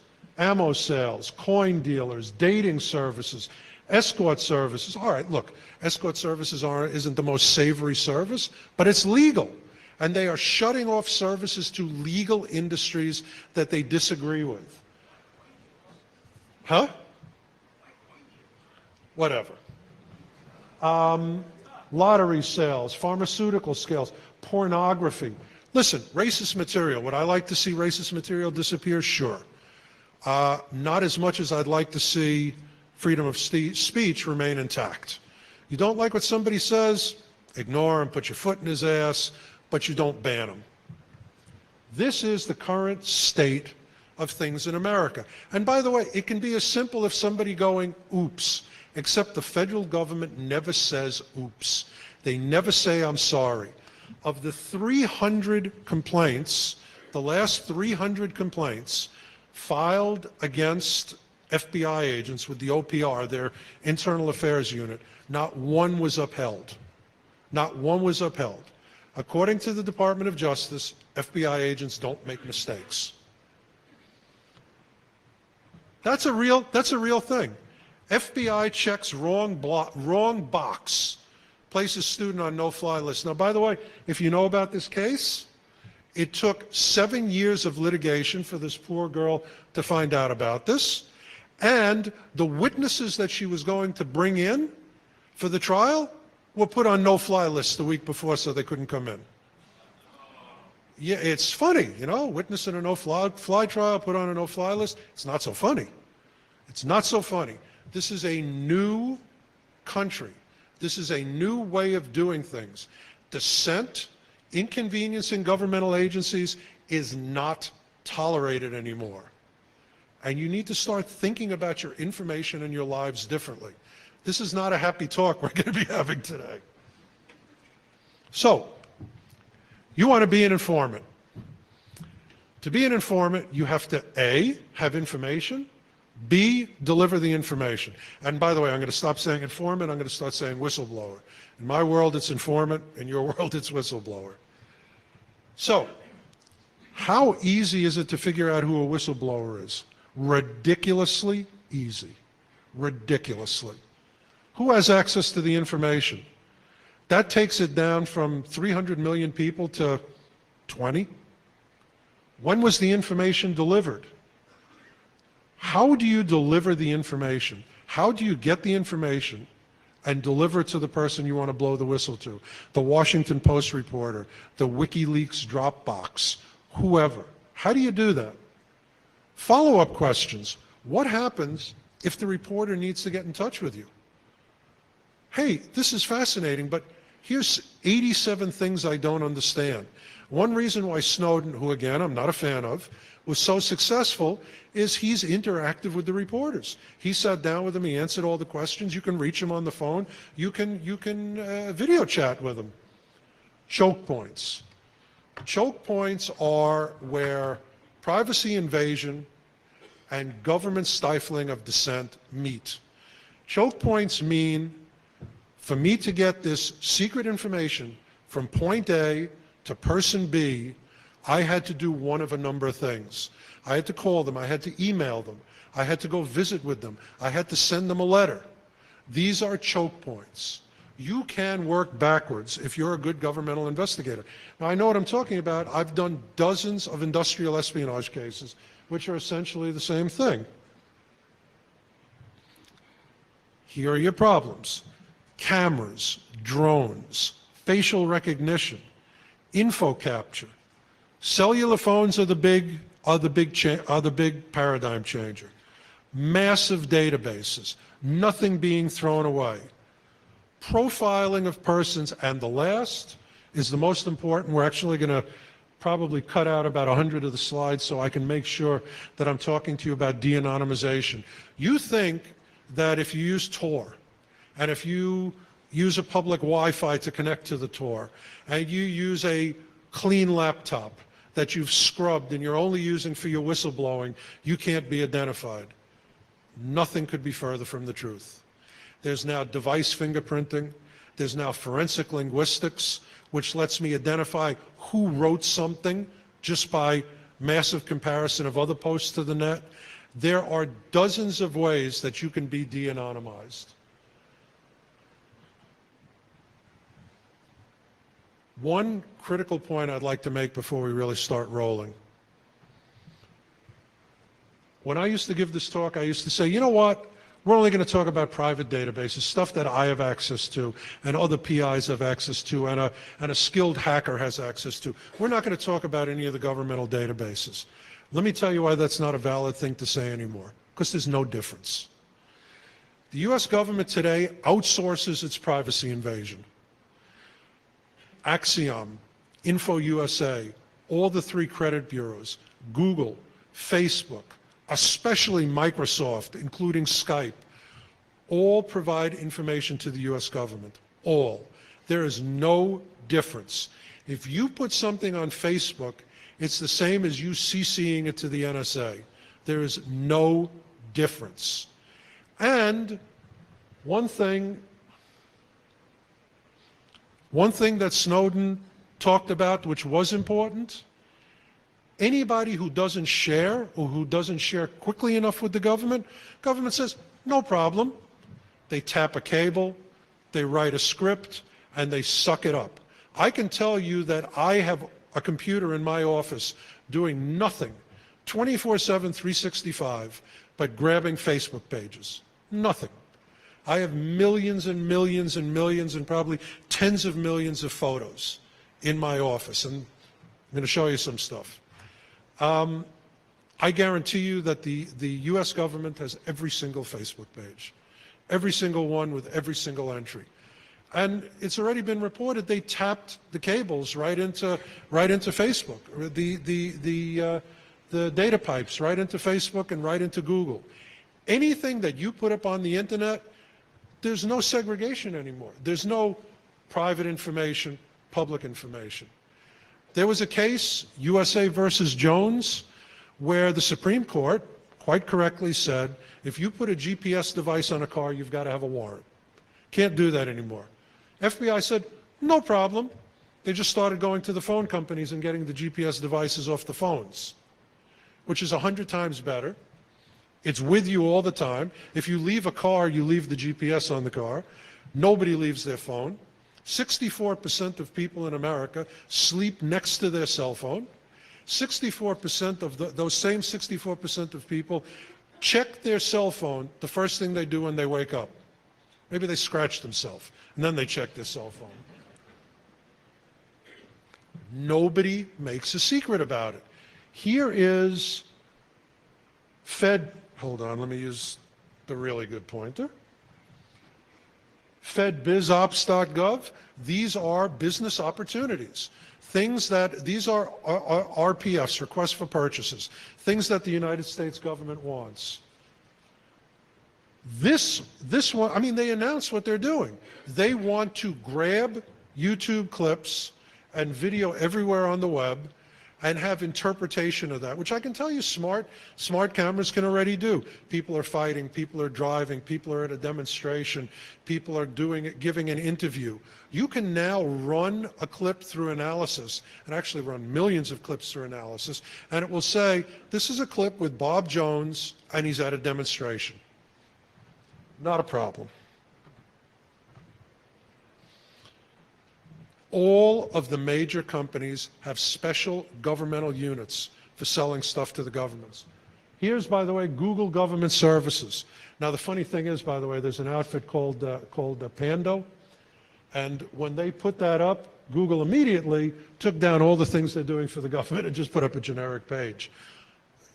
They're still doing the same stuff. Facebook, let me tell you, Facebook is profiling and analyzing its members now in a way you can't even imagine, beyond what Big Brother dreamed. It's determining from postings and from content and from phrases your politics, your friends, your family, your associates, whether you're an activist or not, what you believe in, what you do. Here's keywords, parents to their adult children. These are keywords that they've determined indicate a parent to adult children relationship. Here's a parent to younger child. By the way, I had to emphasize that. One of the things is eye out. Like if you keep running with that, you're going to take your eye out. I can testify that is something a parent says to a small child. And why are these companies, why is Google and Facebook and Microsoft and whatever doing this? One reason and one reason alone. They don't care about you. They don't want to know about you. Believe me, Zuckerberg is off, slaughtering a chicken or whatever he's doing. He doesn't care. He wants to make money off of you. That's it. And the biggest possible customer is the U.S. government. And the U.S. government is right now not just gathering information, they're determining how to use it to influence people and to direct events, how to make a mob that's going left go right, how to make people support policies. It is the most insidious evil thing imaginable. And Facebook wants to get U.S. government contracts. So recently, they ran a test. If we put certain postings, if we take in the name of your friend and we send you a certain type of posting, will that make you do X? Will it make you do Y? And they tried it a million times. This news just came out very, very recently. Why is Facebook doing this? Because they want to make you happy? Because they want to make you sad? No, they want to give customers, with a reason to use this, the ability to influence people's emotions and actions. Facebook has a cell phone now. A cell phone is the biggest privacy invader there is. Facebook has a cell phone that can turn on the microphone, can listen to words, can determine what you're doing, what music you're playing, what TV. They say it's what music you're listening to, what TV show you're watching, so on and so forth. I don't care what the reason is. I really don't. This is outrageous. Facebook is profiling people in new ways. This is all new stuff. They are matching people. They are developing marketing that is the most finely targeted marketing imaginable. If I want a tap dancing Chinese grandmother in Milwaukee, they can give me 20 of them. It's amazing. Lookalike audiences. Facebook involves friending people and associating with people. Unless you are a remarkably open-minded person, which 99% of the world is not, you associate with people who are like you, who think like you, who like the things you like, who believe what you believe. If I don't know anything about you and I see your 10 closest friends, I know everything about you. And that's a fact. You can send Facebook a list of numbers. They will tell you everything about the person at that number. Metadata is child's play compared to what Facebook does. And I have to say, before we continue, I've always said one thing during these talks. I am not going to express a personal or a political opinion. I'm not going to tell you what I think you should think. I am going to tell you what I think you should think about. I'm going to modify that a little bit because things are serious today. And I want to say this. If you're horrified by NSA gathering your metadata, you should be insane. You should be marching with pitchforks and torches about what Google and Facebook is doing. Because number one, let's face it, they have less right and less need for it. I mean, the U.S. government, no matter what you say, is doing some good stuff. Like fighting heroin importation, fighting Al-Qaeda. I mean, there must be something that the U.S. government does that makes you, that you will acknowledge, makes you safer, makes this a better, freer place. I mean, we can have this type of discussion. Trust me, if we wanted to go and meet with Mr. Snowden and have this conversation in Russia, not going to happen. Not going to happen. America's a unique, pretty wonderful place in my opinion. A lot of room for improvement lately, but a pretty damn good country. And the U.S. government is using this information for that. I'm not being a shill for them, I'm just putting it out there. And I'm putting it out there to compare it. What the hell is Facebook doing with this? They're selling you T-shirts with cats' pictures on them. I mean, would you rather give out your personal information to be safe or to buy a T-shirt? It's a ridiculous example, but if you're upset about the U.S. government doing this, honestly, the one opinion I'll express today, you should be insane about Facebook and Google doing it. Amazon is the new repository for CIA data files. And at the same time, there's an Amazon phone, and if you look at what Amazon Fire TV does, it has a microphone. It listens. You cannot turn the microphone off.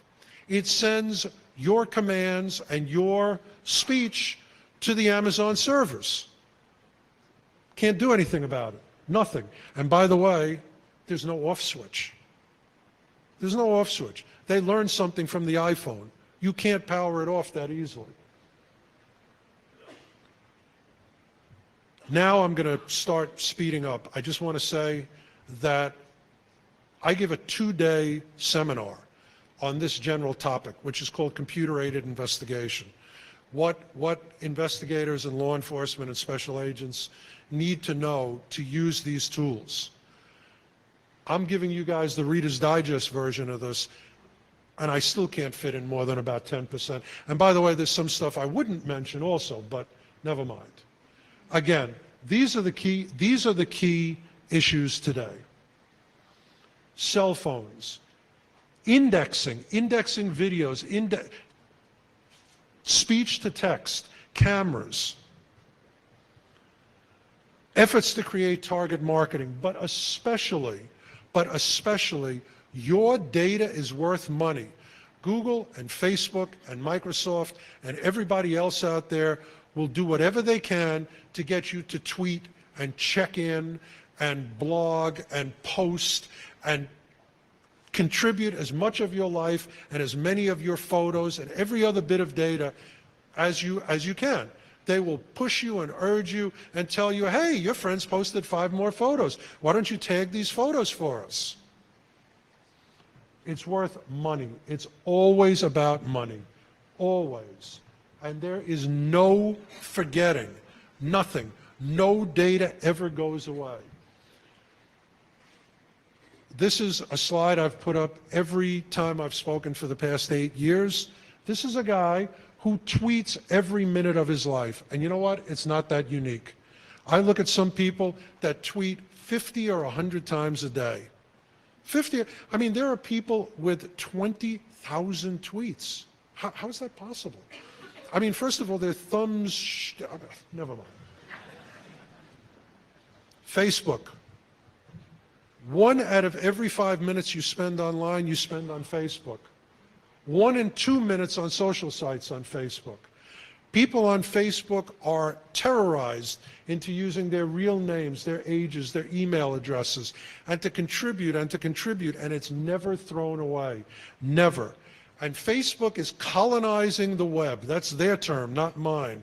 Every time you click on a like button, every time you use your Facebook login to make a comment or to log into another site, you contribute to the massive store of data that Facebook has. Open graph.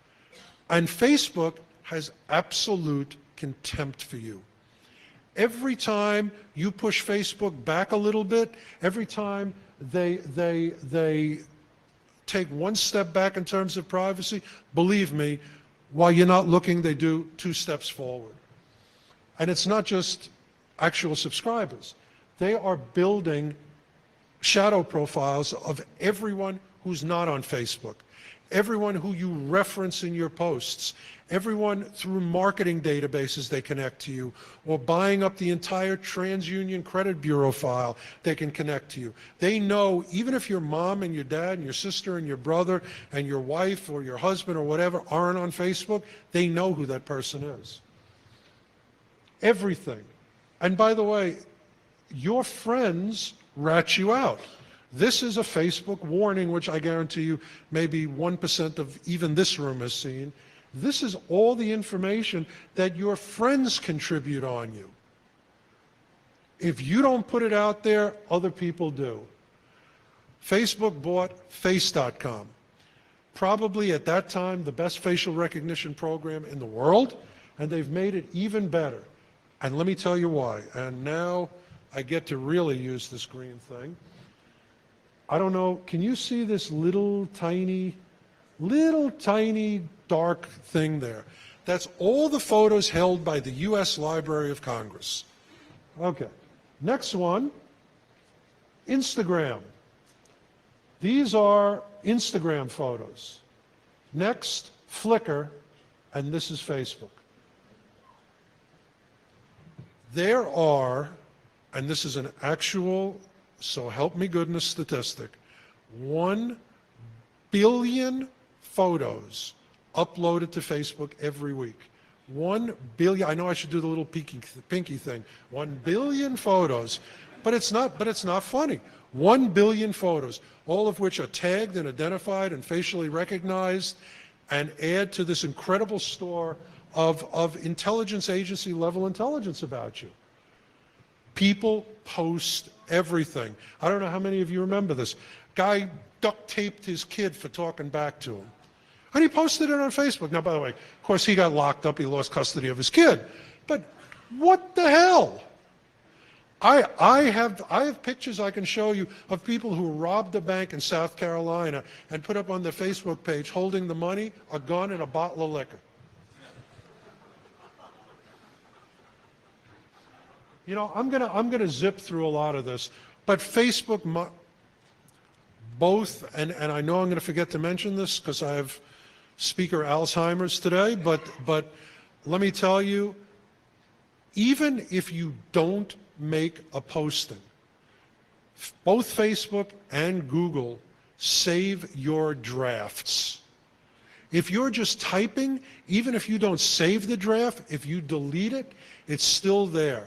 I want to tell you that I've seen law enforcement subpoenas executed on Facebook and on Google, and what was returned and the sources of it, some of it I'm not going to tell you, but I'm going to tell you that it is such critical information and such remarkable information that major law enforcement agencies today task an agent to do nothing but be their Facebook agent and their Google agent. Sit in the Facebook and Google headquarters and handle all the requests for information and expedite the really, really important ones.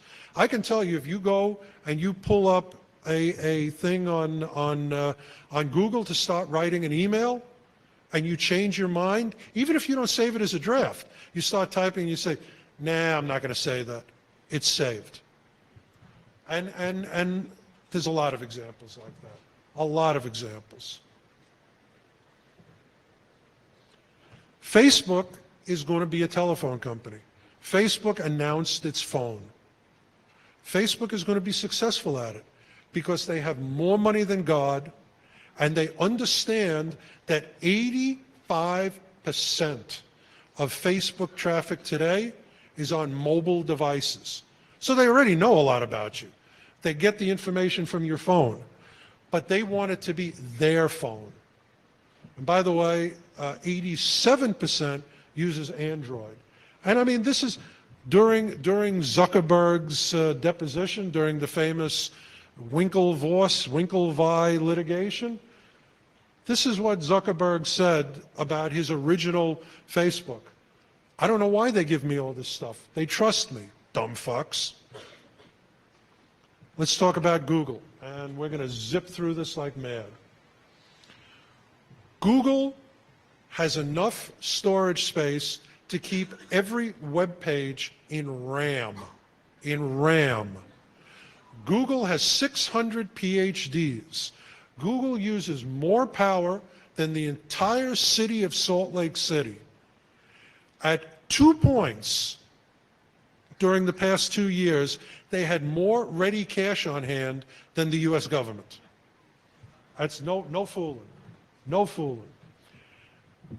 Google is not just search. Google is everything. Everything. Groups, Gmail, Google Voice, Android on 87% of the phones.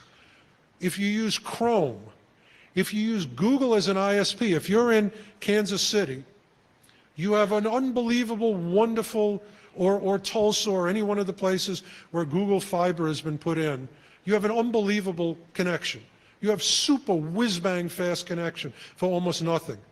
And Google views all your damn traffic. And this is what they want to do. They want to know everything that you do and everywhere you go and everything you look at and every interest you have. Not because they're big brother, because your eyeballs are worth money. They want to sell you stuff. And they're making billions and billions and billions of dollars. And they know on a regular basis your physical location. And they never throw that away. NSA metadata pisses you off? Nothing compared to Google. And frankly, nothing compared to Facebook or Twitter either, which I'm going to demonstrate. Every time you use an app, you download an app, you express an interest, it adds to their store of knowledge about you. You check for apartments in Brooklyn. You go to Yelp and find a Chinese restaurant. You search for an abortion clinic. You search for an address at 2 o'clock, and at 3 o'clock at that address there's an Occupy Wall Street demonstration. They know everything there is to know about you, or it's only one step away from extrapolating to that. Everything, everything, everything. By the way, is anybody in here wearing Google glasses? Are you? Okay, somebody punch this guy in the face for me.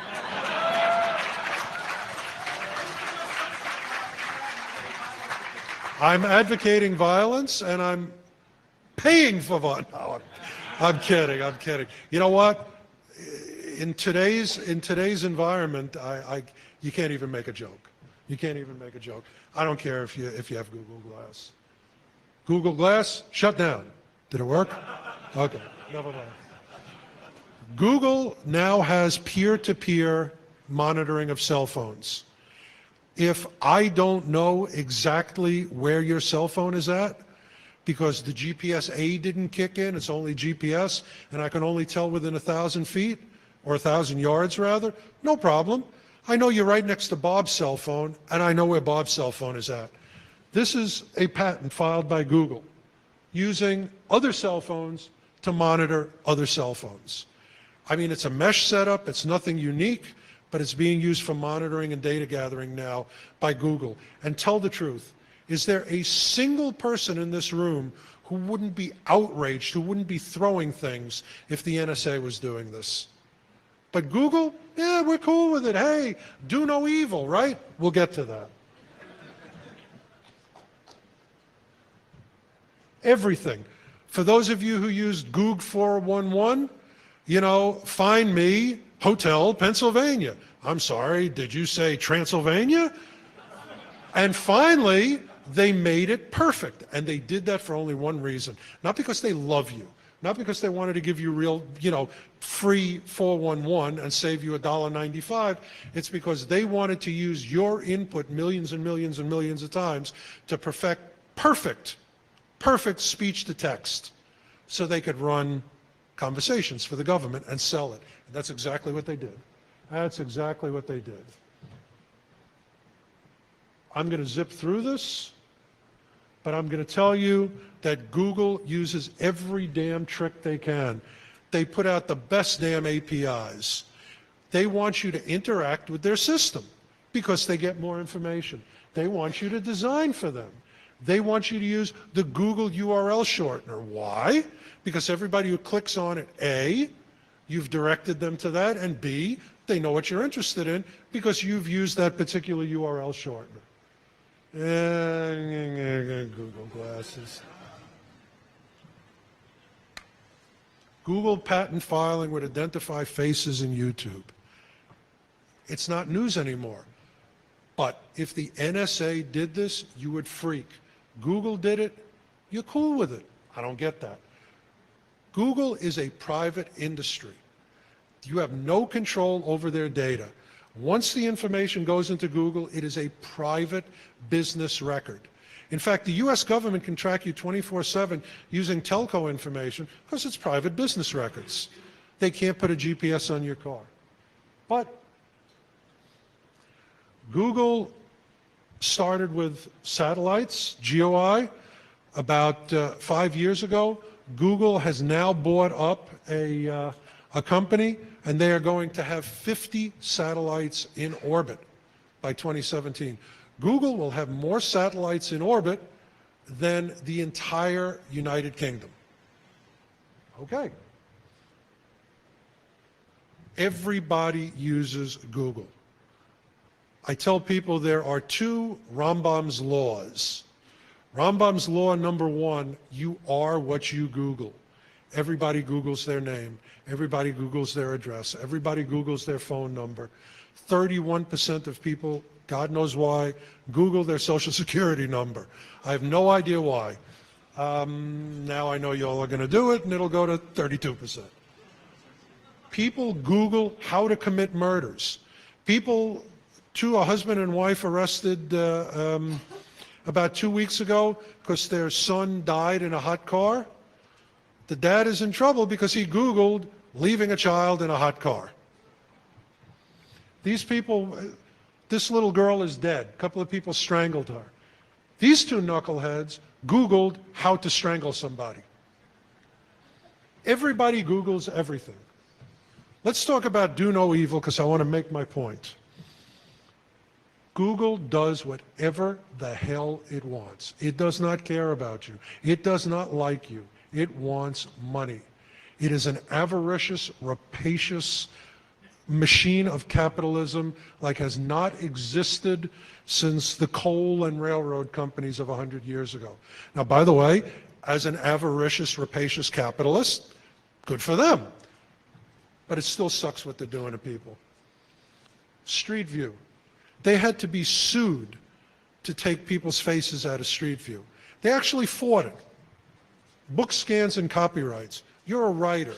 You bleed for 3 years putting together a book. You copyright it. You put it out there. You're selling it. And Google, in violation of every copyright law in the world, just says, thank you, scans it and puts it up on Google Books. We're helping you. We're helping you. If people are looking for, the phrase vampire at midnight, we'll send them to your book. The head of the publishing industry had a great quote. He says it's like somebody breaking into your home and saying it's okay because he cleans your kitchen. That's not how it works. There's copyright. Misuse of trademarks. If I'm Pepsi-Cola and I want to buy a trademark for Coca-Cola, if I outbid Coca-Cola, I get the ad word. Contempt.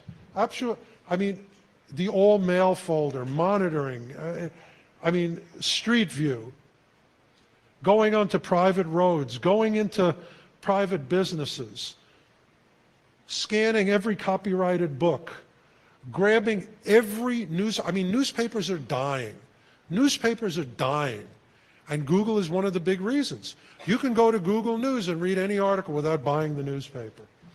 Google Street View, by the way, let me zoom in on that for you. There you go. Apparently it's okay if they take a photo. Data harvesting. They sent out Google Street View cars, sucking up passwords, sucking up Wi-Fi locations. Why? They need those damn Wi-Fi locations to position your phone if the GPS doesn't kick in. That's their version of Skyhook. Apple put a provision, a function in Safari where you could click do not track, where you could mess with cookies so you couldn't be tracked. Google said, I don't care. And they put a workaround into it. And 2 years later, they pay a $17 million fine. It's hilarious. They made $200 million getting this information from Apple users, and they paid a $17 million fine. Just a show of hands, I'm curious, because this was actually news to me until a year ago. How many people know what the all mail folder is? I love my hackers. About half the room. Any other audience, it would be like one guy. You delete mail in Google. You think it's deleted, right? Nope. They just move it to the all mail folder where it sits there forever. For those of you who didn't know about the all mail folder, open up Google, look at everything you think you deleted in the all mail folder. It's obnoxious. It's really, really obnoxious. Why does Google do this? Not because they really care about you or they want to invade your privacy or they want to be Big Brother. They want to sell you stuff. They want advertising revenue. And they suck you in with so many free services that after a while you have what's called in the investigative community Google addiction. You're not going to leave Gmail. Imagine you have to come up with you have to give all your email correspondence your new address. Google Voice, you have to give everybody your new phone number. Everything in Google Docs and in Google Drive and everything. It's a pain in the ass. You're never going to leave Google. It's a pain in the butt. And Google is very, very open. We can suggest what you should do next, what you care about. Imagine, we know where you are, we know what you like, a near-term future in which you don't forget anything because the computer remembers. If I look at enough of your messaging and your location and use artificial intelligence, we can predict where you're going to go. Show us 14 photos of yourself and we can identify who you are. You think you don't have 14 photos of yourself on the internet? This is Eric Schmidt, Google's CEO. They're upfront about it. Hey, we're screwing you, but we're doing it because we like you. Everybody does the same thing. Amazon knows everything about your likes, your dislikes, your finances, and your actual physical address. Have you ever noticed if you're reading something on a Kindle, you stop at page 148, you reopen it on your iPhone, and you're at page 148? Magic, right? Wonderful. It's because they watch you read. And everything that you highlight in every major ebook reader, you're sending that highlighting to the mothership. Amazon, Apple eBooks, they know what you're interested in. Banking. Everybody's horrified that the US government knows everything about your finances, that there's something called FinCEN that gathers all your financial data together. Horrible. Let me tell you, 75% of the identity checking and financial data gathering that the US government uses is gathered by Equifax Banking Services, a credit bureau. And they sell this information. When I'm hired by a client, hey, find me somebody's bank account, the first thing I do is I pull an Equifax banking report on him. I see what banks check to see if Bob is really Bob. Probably Bob has a bank account there. Sometimes I even get Bob's safe deposit box there. Rambam's law number 2. All data will eventually be used for unintended purposes. You may think you're putting something out there that's innocuous and unimportant. Wrong. It can be repurposed, and we're going to talk about that. I'll give you a perfect example. I track down fugitives and missing kids all the time using Domino's and Papa John's. You call Domino's, I know where you are. You had a pizza delivered there. You think you're on the run with your cell phone? I can't ping it because you turned it off? No problem. Sooner or later, you're going to order a pizza if you're under the age of 21. The Holy Grail, there's 2 Holy Grails for investigators and marketing companies. Your picture and where you are and what you do when you're there.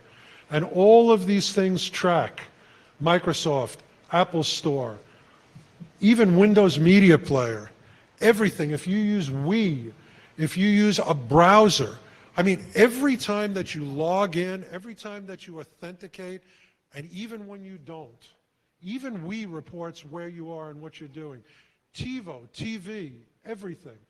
You drive a car, Easy Pass, SunPass, OnStar. Most of the stuff you guys know, but you don't know that this all gets aggregated into larger databases of information. Unique serial numbers in everything. We're going to talk about this.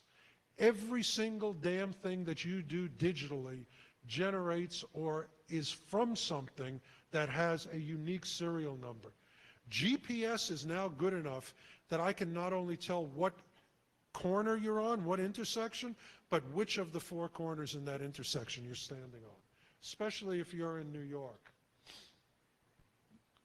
Cell phones, and I'm sorry if I'm zipping through this, but we started late and I want to end at 8 o'clock. I want to end the presentation at 8 o'clock and go to Q&A. And by the way, if anybody had any questions from the earlier event, which I thank you all very much for attending, you can ask questions on that too. Right now, everybody is migrating to cell phones. Facebook. As Facebook tilts to mobile, 575 million people around the world use the social network every goddamn day. 750 million people report their location, their exact location within meters to Facebook every day. Google services, 87% of the people who use Google. Guy's looking at his cell phone right now. I hope you're turning off location services. Amazon just introduced the cell phone the other day. This is the name of the game. And they're doing everything that they can do to hoover up your location, every possible way. If you're in an urban area, they use Skyhook, they use Wi-Fi, they use P2P location. They use everything they possibly can to determine where you are 24/7. Why? Because they want to see what you're doing, what's of interest to you. If every Thursday you eat Chinese food for lunch, I guarantee you, within a year, you're going to be seeing things like you walk past your usual Chinese restaurant, you're about to go in, a coupon pops up on your screen. Hey, Julie, don't go into Big Wong's. 1 block down, there's Big Feng's. And here's a coupon for 50% off. Not because they really care that you eat Chinese, but they've got to deal with Big Feng's. And everybody who goes in and uses the coupon that they put on your phone, on your smartphone, they get a piece of the action. That's why they want to know. I want to tell you, and Bernie S., who introduced me, actually worked on this case with me, and a couple other people in this community. There was a 13-year-old girl who had been abducted not abducted, lured by a pedophile to Philadelphia, and we caught him, and she was on the run, and she ended up with another pedophile. We found her 1 o'clock yesterday. How did we find her? Thank you. But here's how we found her. Old school and new school. We knew she was on Meet Me. We did a connection to her on Meet Me and on Instagram. We saw when she was logging in. Law enforcement contacted me. Law enforcement has no idea what Meet Me is. Suffolk County Police Department. Great guys, but they're clueless with tech stuff. So we said, okay, here's their legal contact. Contact them, get us the IP addresses. We got back all kinds of crap. They couldn't trace the IP address. We went on a couple of public services that record every Wi-Fi address and where it is, every Wi-Fi IP address. We found their exact location in Media, Pennsylvania. It was the public theater there. We sent a bunch of guys out with wanted posters. Traffic cop, a meter maid, found her the next day, grabbed her. She broke away. There was a big chase. We had her in custody 1 o'clock yesterday. And we did it by tracking her IP address. Navtech is an example of what's possible.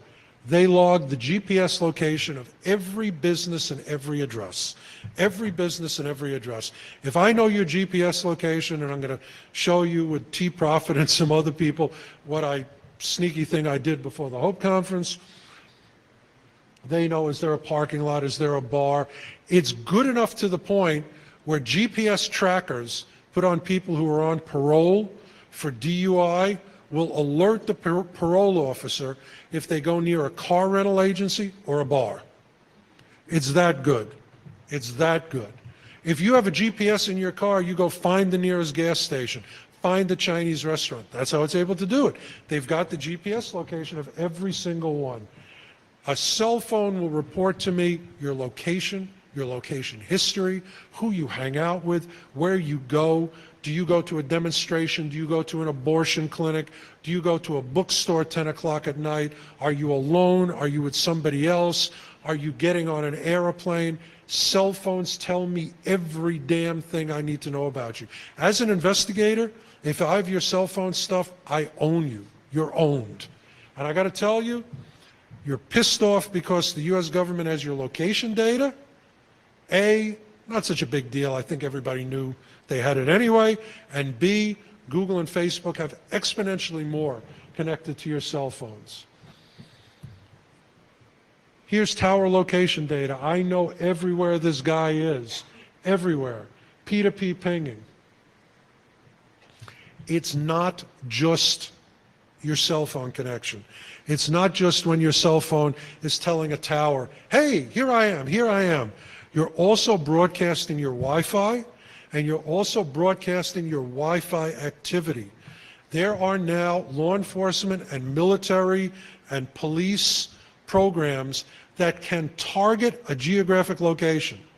If I want, I can target the Hotel Pennsylvania, and I can identify every cell phone in this room. I can identify 95% of the people attending a Steve Rambam talk. No problem.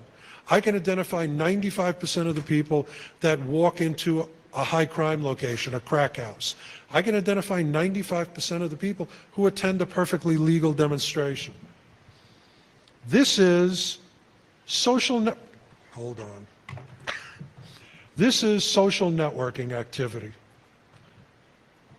This is social networking activity. This is social networking activity. And by the way, once you have the people who are doing social networking on that location, you go to their social networking sites, their Twitter, you can see what they're logging in through. Is it Twitter? Is it Facebook? Is it Google+? What the hell is it? And you can see exactly what they're doing and exactly what they're posting. Silly things like this. There's an actual case where Al-Qaeda got tweets with geodata and shot a mortar at the location because they knew that there were soldiers there that were bored and tweeting. That's an actual case. Don't believe me? Look it up. Here we go. And by the way, it's not just that. Just as a goof, we've developed a product for private investigators called GeoTwit that allows you to put a guy's name in there and track him through Twitter and track him through Facebook. I can get your location activity, and very often your pretty current location, without leaving my desk by backdoor pinging your phone through this sort of thing. I just put in, through Google's API, we just wrote a script. Everybody who put in HopeX